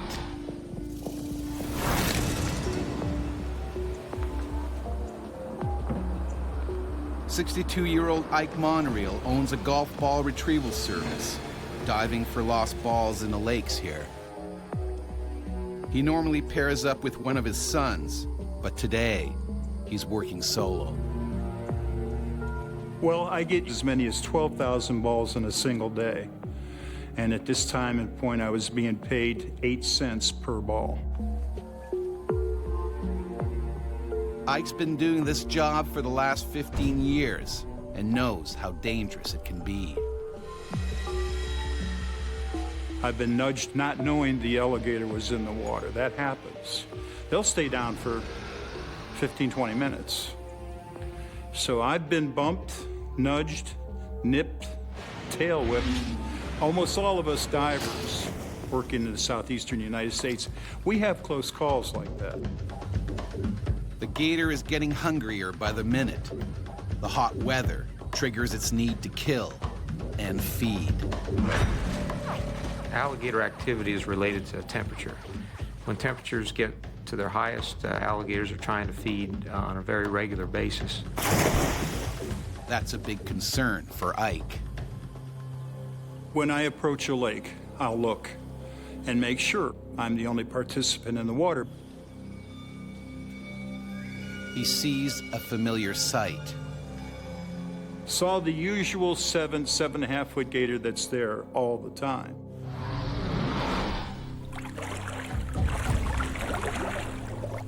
Ike keeps a close eye on the reptile. Females occasionally do attack humans, but it's not as common as males. Males get a lot bigger than females. The coast seems clear, but Ike is yet to notice that another gator is also in the pond. And this one is a gigantic 400-pound male. Generally speaking, the larger the alligator, the greater potential problem with an attack on a human.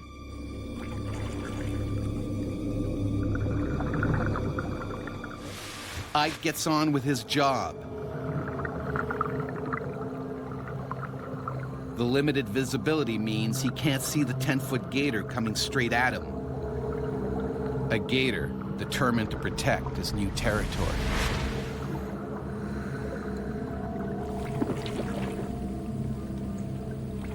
I was just about ready to come out of the water. I had enough air left. Life was good. I was just working away at it. And that's when the gator moves in.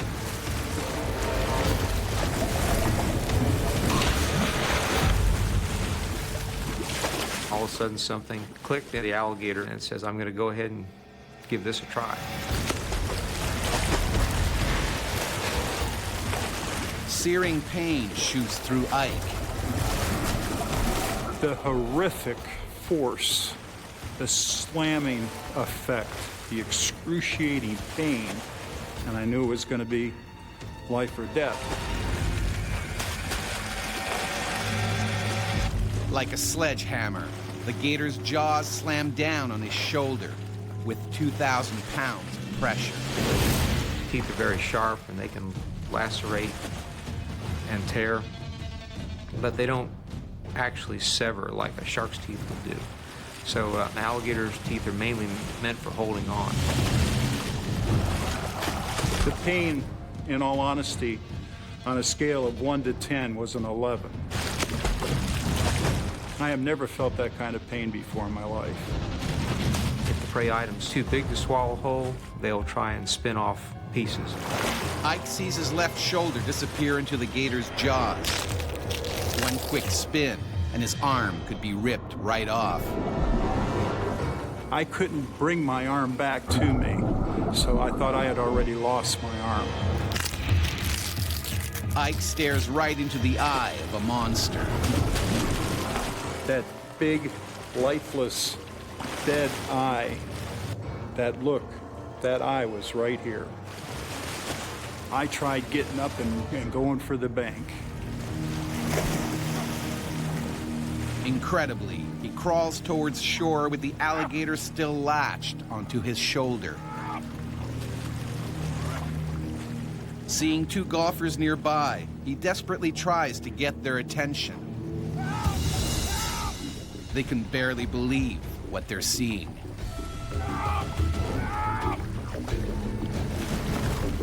Ike is fighting for his life.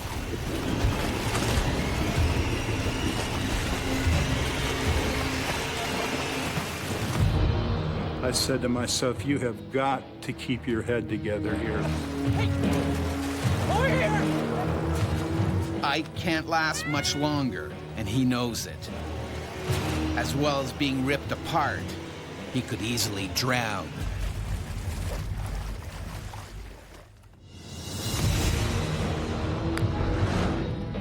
Retrieving golf balls in a pond at a country club in Tampa, Florida, Ike Monreal has been attacked by a vicious 400-pound gator. His screams attract terrified golfers desperate to help save him. The shore is only a few more feet away. Rescue is within grasp. And then Ike's gone.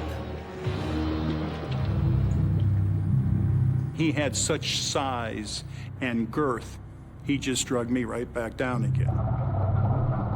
An alligator will try and get the victim off balance, trying to drag them out to deeper water.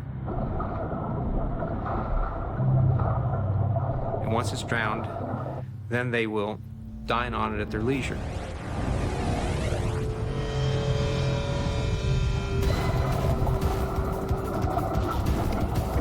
Ike struggles. He needs to make sure that he keeps his oxygen supply. Without it, he will die in minutes. I said to myself, you pass out, the regulator falls out of your mouth, and you're going to die here. That's when I prayed to God. For Ike, it's now or never. He needs to do something, and fast. I worked my hand around his snout. I was able to turn into him. My shoulder is as far back into his jaw as it can go. Ike jams his thumb in the reptile's eye. The most vulnerable part of an alligator is probably its eyes. Everything else is pretty well protected. But the move barely phases the gator. Well, an alligator might expect to have slight pressure to its eye if it grabs a large prey item. Ike could be seconds from dying. He reaches back with everything he's got. That's when I stuck my thumb as far back into his eye and as down as far as I could. The move stuns the gator. But then when he went further in, this was something that was totally unexpected by the alligator. He just went ballistic.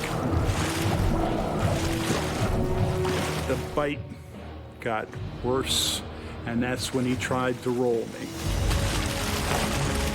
They will grab a hold of an appendage and then spin in the water to try and get that appendage torn off. He's in so much pain, Ike can't keep his thumb in the gator's eye socket. I was thinking that it was, you know, the demise. The end was there.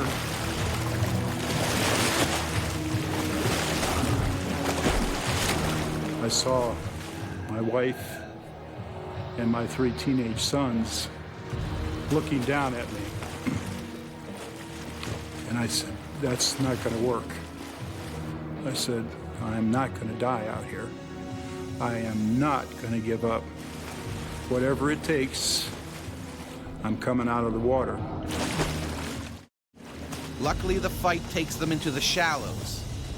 At last, Ike can get a foothold. Now he can stop the gator from rolling him. I was not going to let him kill me.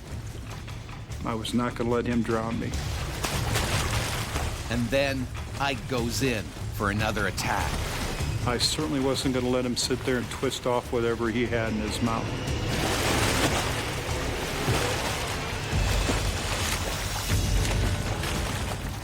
I took my thumb again, took a deep breath, and slammed into his eye socket, and I swear I got halfway to his brain. Alligators can feel and react to pain. They don't like that. Against all odds, the giant's jaws finally snap open. Ike seizes the opportunity and desperately tries to get out of the water.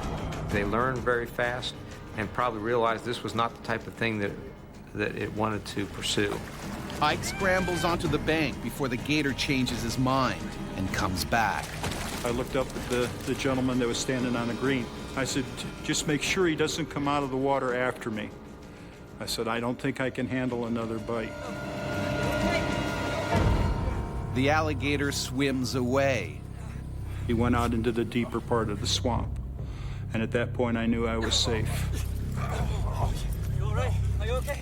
He dislocated my shoulder. My shoulder wasn't attached anymore.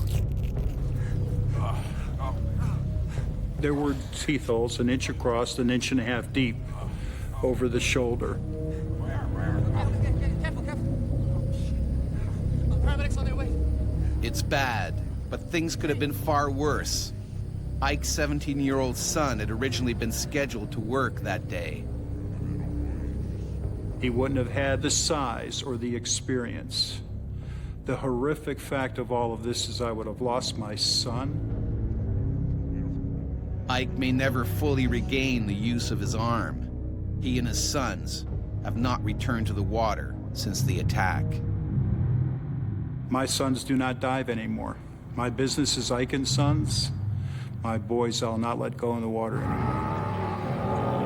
So do I want to get even? You betcha.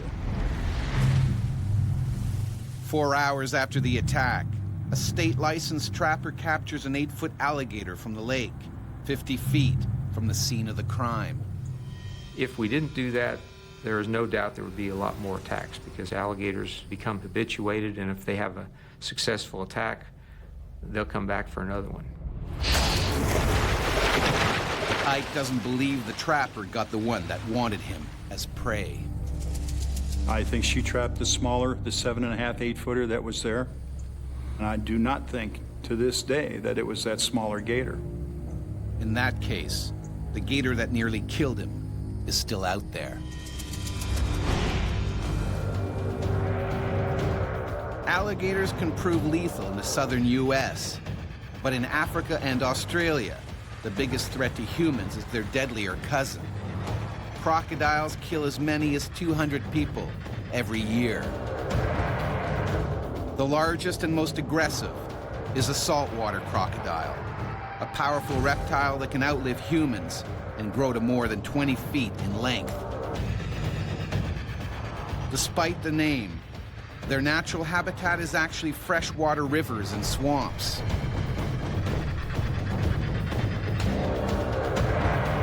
What makes them so deadly is their uncanny camouflage. In September 1872, Australian Constable William Davis decided to break police regulations and take a refreshing swim in Darwin Harbor. Davis spotted a log floating some distance out and swam over to it. Suddenly, the log started swimming towards him very quickly.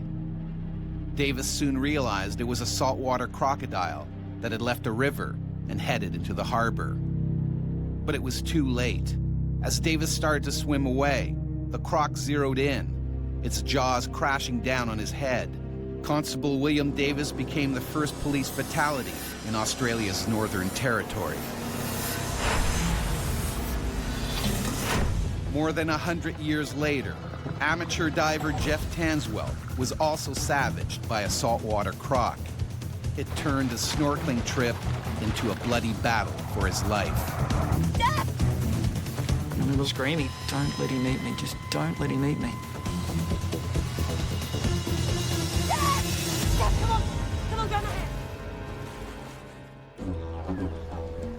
Northern Australia. Protected by law, the saltwater croc population has swelled nearly 5,000% over the last 30 years to as many as 150,000. They are man-eaters, and no stretch of water anywhere is safe. On a tidal river, this 12-footer is looking for its next meal. The diet consists usually of fish and crabs, crustaceans, small mammals, that kind of thing. But an 18-foot crocodile can drag down a buffalo if it really wants to. Although he normally hunts in rivers, today he heads out into the open sea. People have seen saltwater crocodiles swimming past oil rigs and past boats just in the middle of the ocean. And so what's this crocodile doing? It's just swimming from one point to another.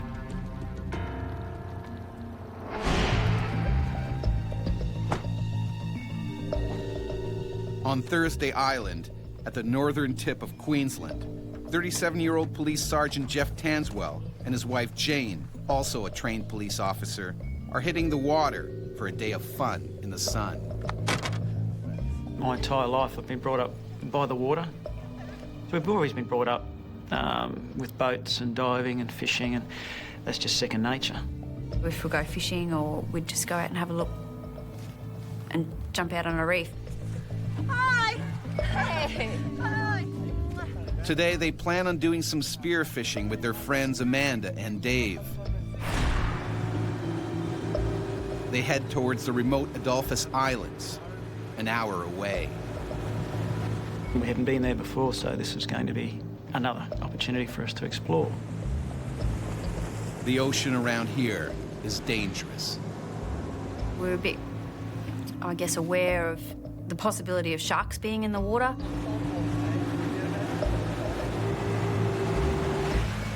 It's something that's always stored in the back of your head. Let's just enjoy the ride, but let's be aware.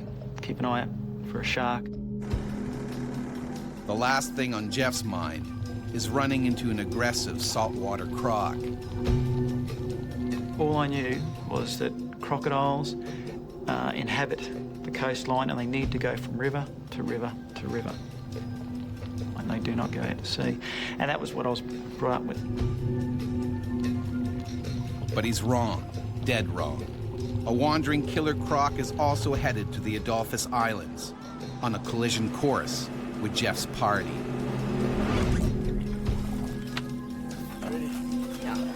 They pull into a coral reef and scout for any signs of predators. We were making sure that there was no sharks or anything in the water that was dangerous, but we didn't see any sharks. If there's going to be a shark, he's going to be patrolling the deep water. So I'm not going to go there.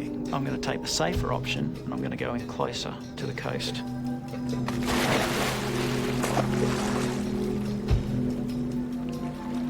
Amanda and Dave are the first ones in. Because they're entering unfamiliar waters, Jeff asks his wife to stay on board.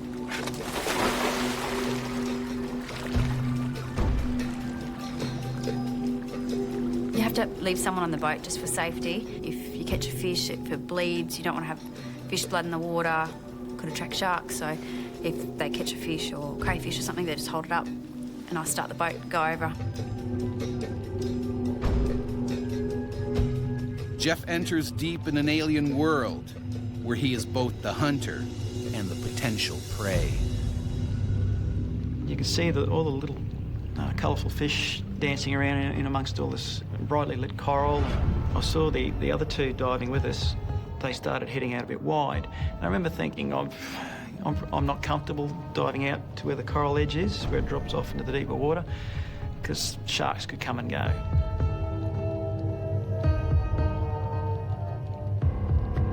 But sharks are not the problem. The hungry 12-foot saltwater croc is closing in. I remember a little voice in the back of my head's going, there could be other big things out here. The giant croc quietly stalks Jeff and his friends. It's breeding season, and like all crocs, he's more aggressive than usual. Jeff heads up for air.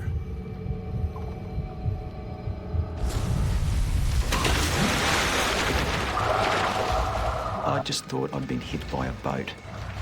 The fear that a predator instills in its prey is it's bottomless. No matter how fast you move, if a crocodile's head is half a metre from you and it strikes, you cannot possibly get away. Jane can't quite make out what's going on. And it all happened within a matter of a split second. I remember staring at that bit of water going, did I just see what I saw, or is it my imagination? The crocodile clamps down on Jeff's head.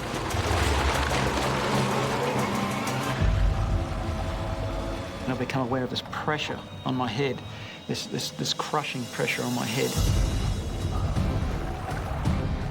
The crocodiles have got the strongest jaw muscles of any animal that we know for their size. They've got about 66, sometimes 68 teeth in their jaws. They'll puncture through flesh, they'll go through shell, and they'll even go into bone. Jeff is dragged down with his head ripped open. He's bleeding heavily and running out of air. He's just gone down with no splash, no screaming, no kicking. Jeff! Jeff! I had no feeling of the water, the temperature, sounds, everything, sight, everything was gone. They've got the power just to shut down your entire system and you don't have a say in it. It was a mixture of just horror as well as just total disbelief. You're on a remote tropical coral island. You're not looking for a crocodile.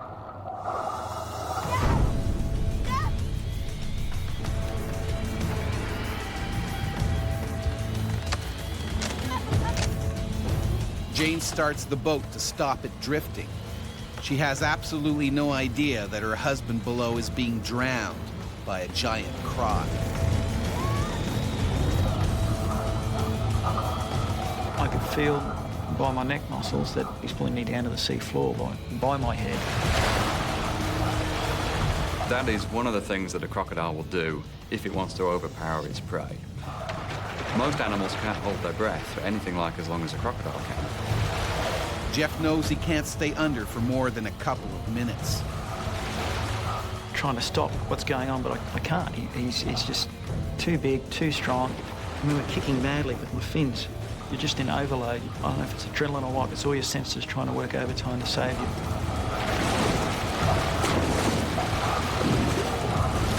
And then, a miracle. I remember seeing the jaws release and the sudden burst of light, and I just shot to the surface. I saw his head come up and him blow the water out of his snorkel. Jeff has no idea where the croc is and when it might bite again. All that was going through my head was his big block head coming back up and grabbing my legs. And then just behind his head, I thought I saw something moving. The killer croc surfaces inches away, closing in on his prey. I could feel the warm blood running down the side of my face. He's got the teeth, he's got the scales, he's got the claws, he's got everything. You have nothing.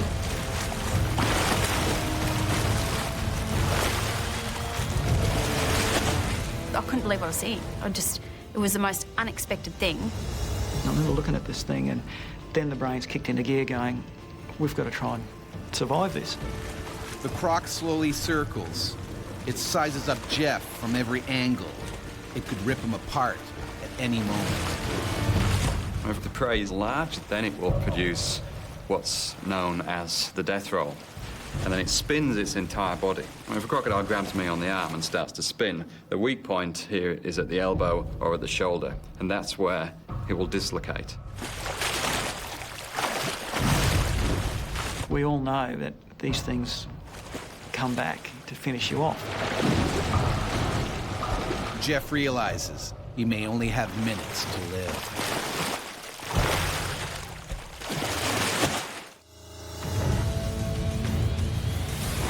Police Sergeant Jeff Tanswell has been brutally attacked by a saltwater crocodile in Queensland, Australia.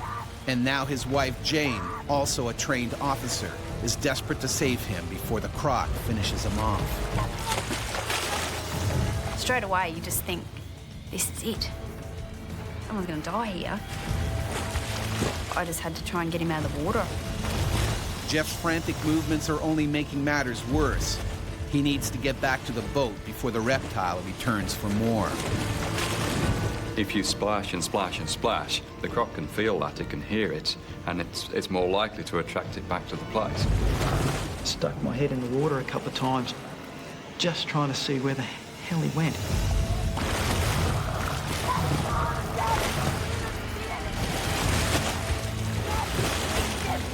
Next minute, I had the boat beside him and I was helping him in the boat from the left-hand side of the boat.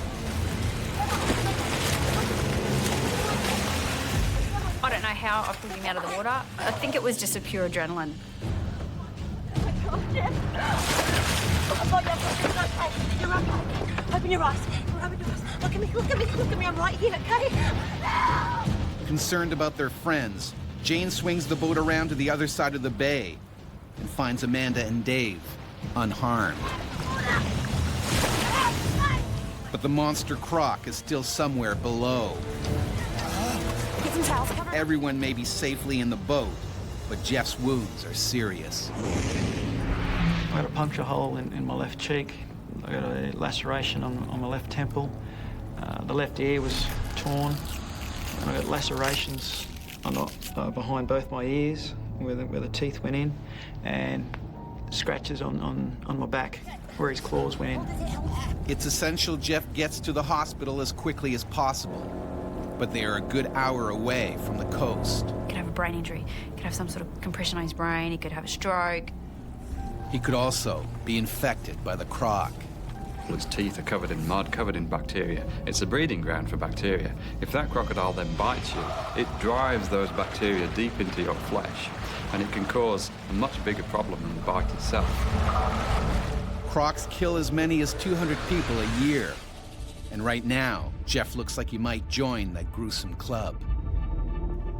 We got to the hospital and went straight into the emergency room. I had all my wounds scraped and washed out, which was quite painful. And then they microsurgery my ear and stitched everything back together. He owes his life to Jane's quick rescue and pure luck. Certainly, if it wanted to kill him, it would have. Jeff knows all too well how close he came to death. There is nothing as terrifying as realizing that this thing is going to come along and eat you, and you can't do a thing about it. No further attacks were reported in the Adolphus Island region that summer. Most likely, the saltwater crocodile returned to the coast and headed upriver.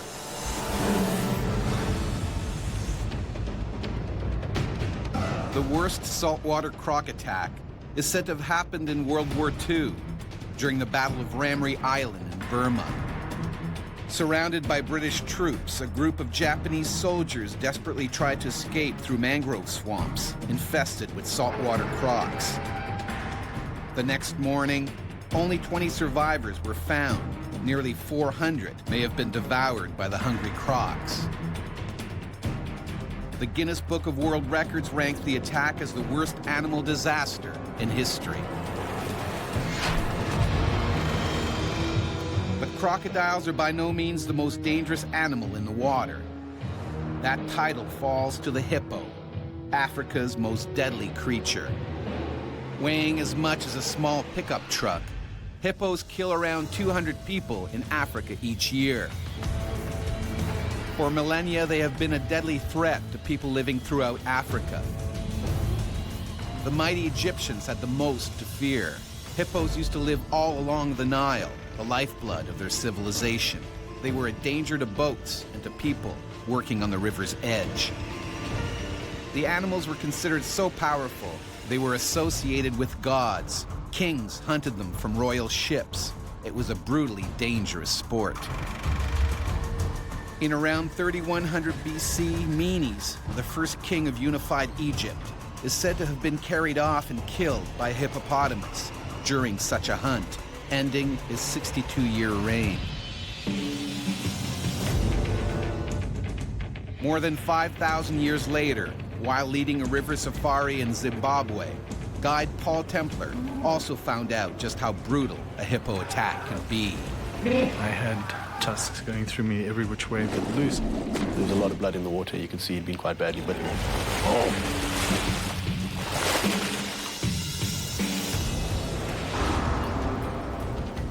The Zambezi, one of the largest rivers in Africa and home to this huge male hippo. The lone bull is particularly aggressive. It probably recently lost a fight with another male and was thrown out of its pod or herd.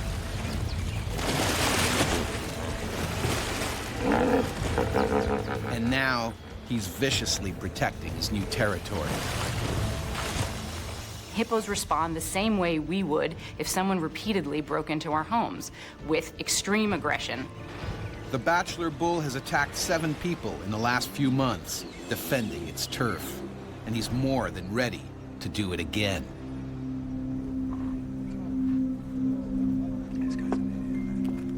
Zimbabwe River guide Paul Templar is enjoying a quiet afternoon off when he's unexpectedly asked for a special favor. Hey, good. That's how you doing. That's cool. All good.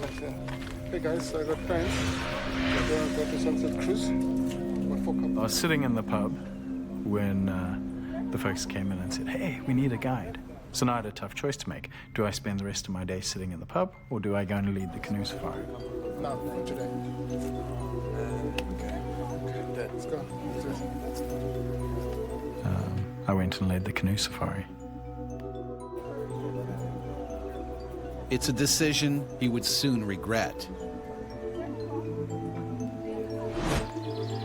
Good afternoon, guys. My name's Paul. We are the crew responsible for taking you down this busy river this afternoon. It's going to be a fantastic Paul ride. is joined by 3 other guides. Ben, Evans, and his close friend, Mike McNamara.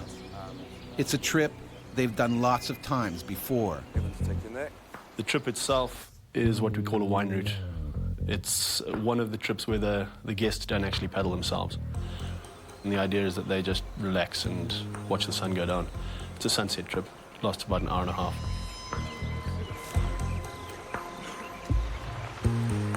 The idea was just to sit back and relax and take in everything that nature had to offer. Paul is on the lookout for the rogue hippo that has attacked 7 others over the last few months. He's already had his own nasty run-in with the 3-ton monster. About 6 months prior to this, I'd been leading a similar canoe safari, and I'd been attacked by a big brute of a hippo. The hippo had smacked the bottom of Paul's canoe, catapulting him and 2 passengers into the water. That time, they had escaped unharmed. I knew that that hippo was in the area, and though I couldn't see him, I thought going through the narrow channels would be my safest option. And so far, so good. As they come around the bend, Paul notices a large pod of hippos. They weren't really a concern. They were off to the side, and I could see them, and I felt that I had a pretty good sense of what they were up to. They proceed cautiously, making sure they don't startle the hippos. Paul also scans the water for any that are submerged. Occasionally you'll get ears, occasionally you'll get a head, occasionally you'll get the whole body. Then there'll be nothing. They'll all disappear underwater. You watch the water's moving differently if there's a couple of ton hippo moving around beneath it. All seems to be going well. They safely get past the pod into faster moving water. And then I turned just in time to see Evans flying through the air. Likely it's the same rogue hippo. From underwater, he surfaced like a giant torpedo and knocked Evans clear out of the boat. Paul watches in horror as the current drags Evans away. Evans went under and then popped up again. Paul paddles full speed towards Evans. I turn my canoe around, so I'm going backwards, so I'm between whatever's there and him. I back in to try to rescue him. Paul reached for him with a paddle, shouting to him to grab the paddle so that he could pull him out. I'm probably 4 or 5 feet away from him when I see this bow wave cruising in towards me. And it was at that point where the hippo just erupted next to Paul. While he's trying to help his friend, the hippo turns on Paul and attacks. Just all hell broke loose. The hippo just closed its jaws on his upper torso and pulled him off the boat. The hippo tries to swallow Paul whole. They attack the boats not because they recognize I will get to the people in here, but because they recognize it as a foreign object that needs to be removed. I remember this incredible pressure crushing down on my lower back.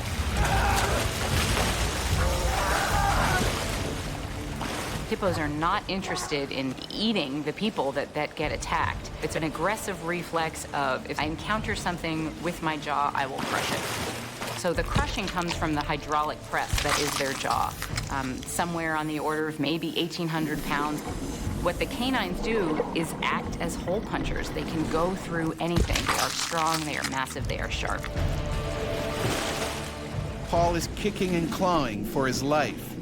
He needs to get out from the mouth of the beast.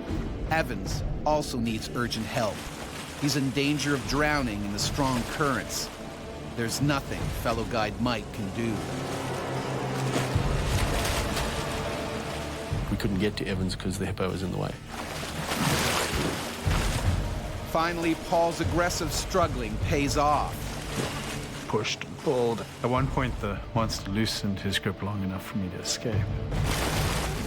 I just sucked in a lungful of fresh air, and I came face to face with Evans. But Evans doesn't look right at all. I got the sense that all was not well. He wasn't going anywhere. I think terror and panic had quite literally overwhelmed him. For Evans, it's too late. He's drowned in the strong current. He literally just rolled his eyes up and he sank and he was dead. And that's when the hippo zeroes in on Paul again. At this point, it was all up to the hippo, and really, there's nothing you can do. This time, the hippo is clamped down on Paul's legs, tearing into skin and bones. The hippo started the attack and was not going to finish the aggressive behavior until the intruders were gone.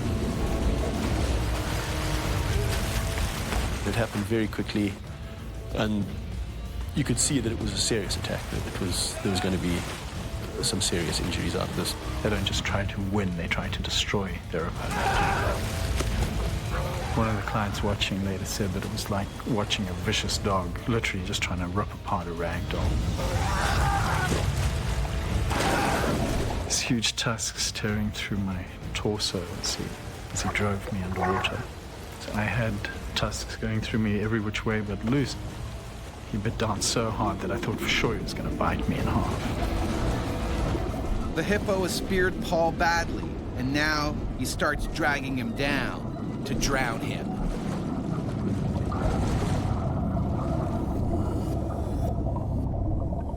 I remember lying on the bottom of the river and looking up.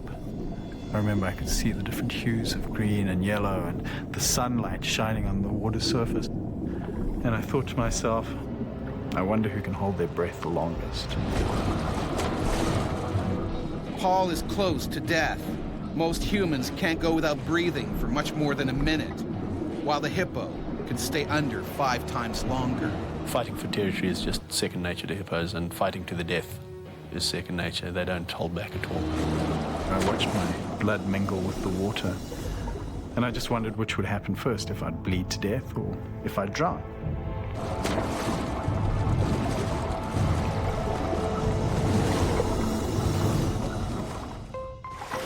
During a bloody hippo attack in Zimbabwe, Africa, one man has died, while another, river guide Paul Templar, has been gored by the creature's teeth and dragged to the river floor. And now, Paul is also drowning. All anyone can do is look on helplessly. The amount of blood that was in the water showed that Paul had been bitten very badly. There's no sign anywhere of Paul. There's no way he could have survived the second attack. I didn't think I'd see him again. And then Paul popped up. But then the hippo spat me out again, giving me another chance to escape. Barely alive, Paul is bleeding badly. Mike guns forward on his kayak to save him. He knows there's not a second to lose. I was just shouting to him to grab the front of the kayak.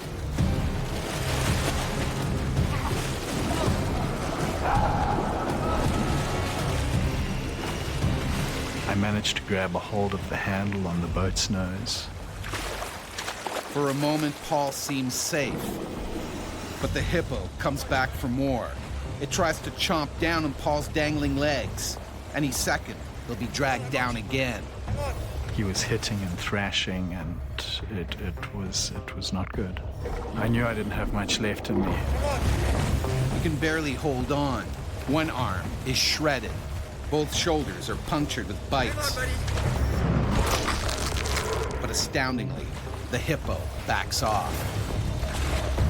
They're very unlikely to actually come into shallower water to follow an attack. It's not what they do.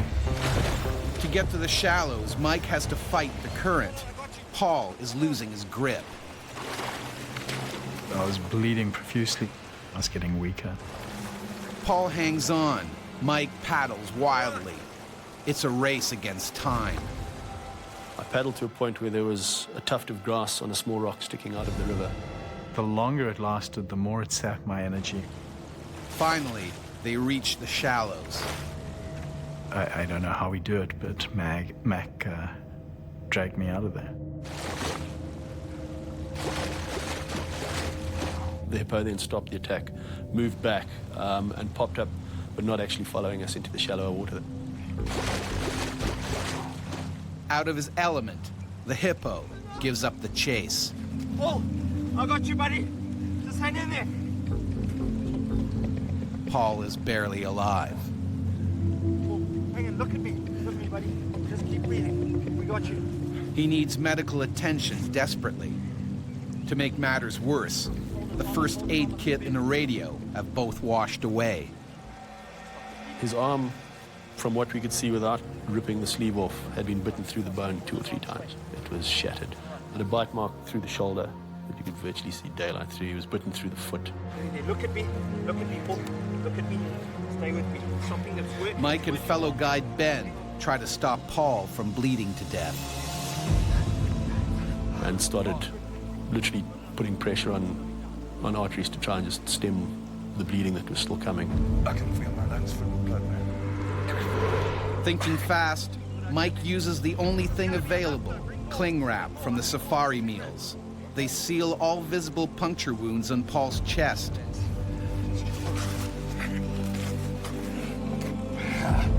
Mike and Ben lift Paul into a canoe. When I put him in the boat and sent him off, I thought he was going to die. Hold on. He definitely didn't look as though with those injuries he could survive. The only way out is right through the killer hippo's territory. What we're seeing is an animal under stress. The first time that someone breaks into your house, maybe you won't fight them off. The second time, maybe you'll fight them off a bit more. By the 10th time, you know, you're armed and ready to go. But as we were pulling out and this angry hippo was still there, I thought for sure he was going to come and finish me off. But the hippo chooses to stay put, and Paul is quickly taken downriver. By chance, along the way, they meet a local medical crew conducting emergency drills. There's a shock trauma team who are just practicing. Just go figure, a couple of minutes away. They take Paul on an 8-hour drive to the hospital, where he learns that his arm is beyond repair. They took off part of this arm. They took it off just above the elbow to start with. I got gas gangrene, which meant that my body was rotting from the inside. So they ended up having to chop more of me off. In the end, his arm is amputated. Mike and the river raft clients are rescued later that night. A search party is sent out for Evans. It was a full 2 days before we found his body quite a bit further downstream. It had washed up. The rogue hippo is never found.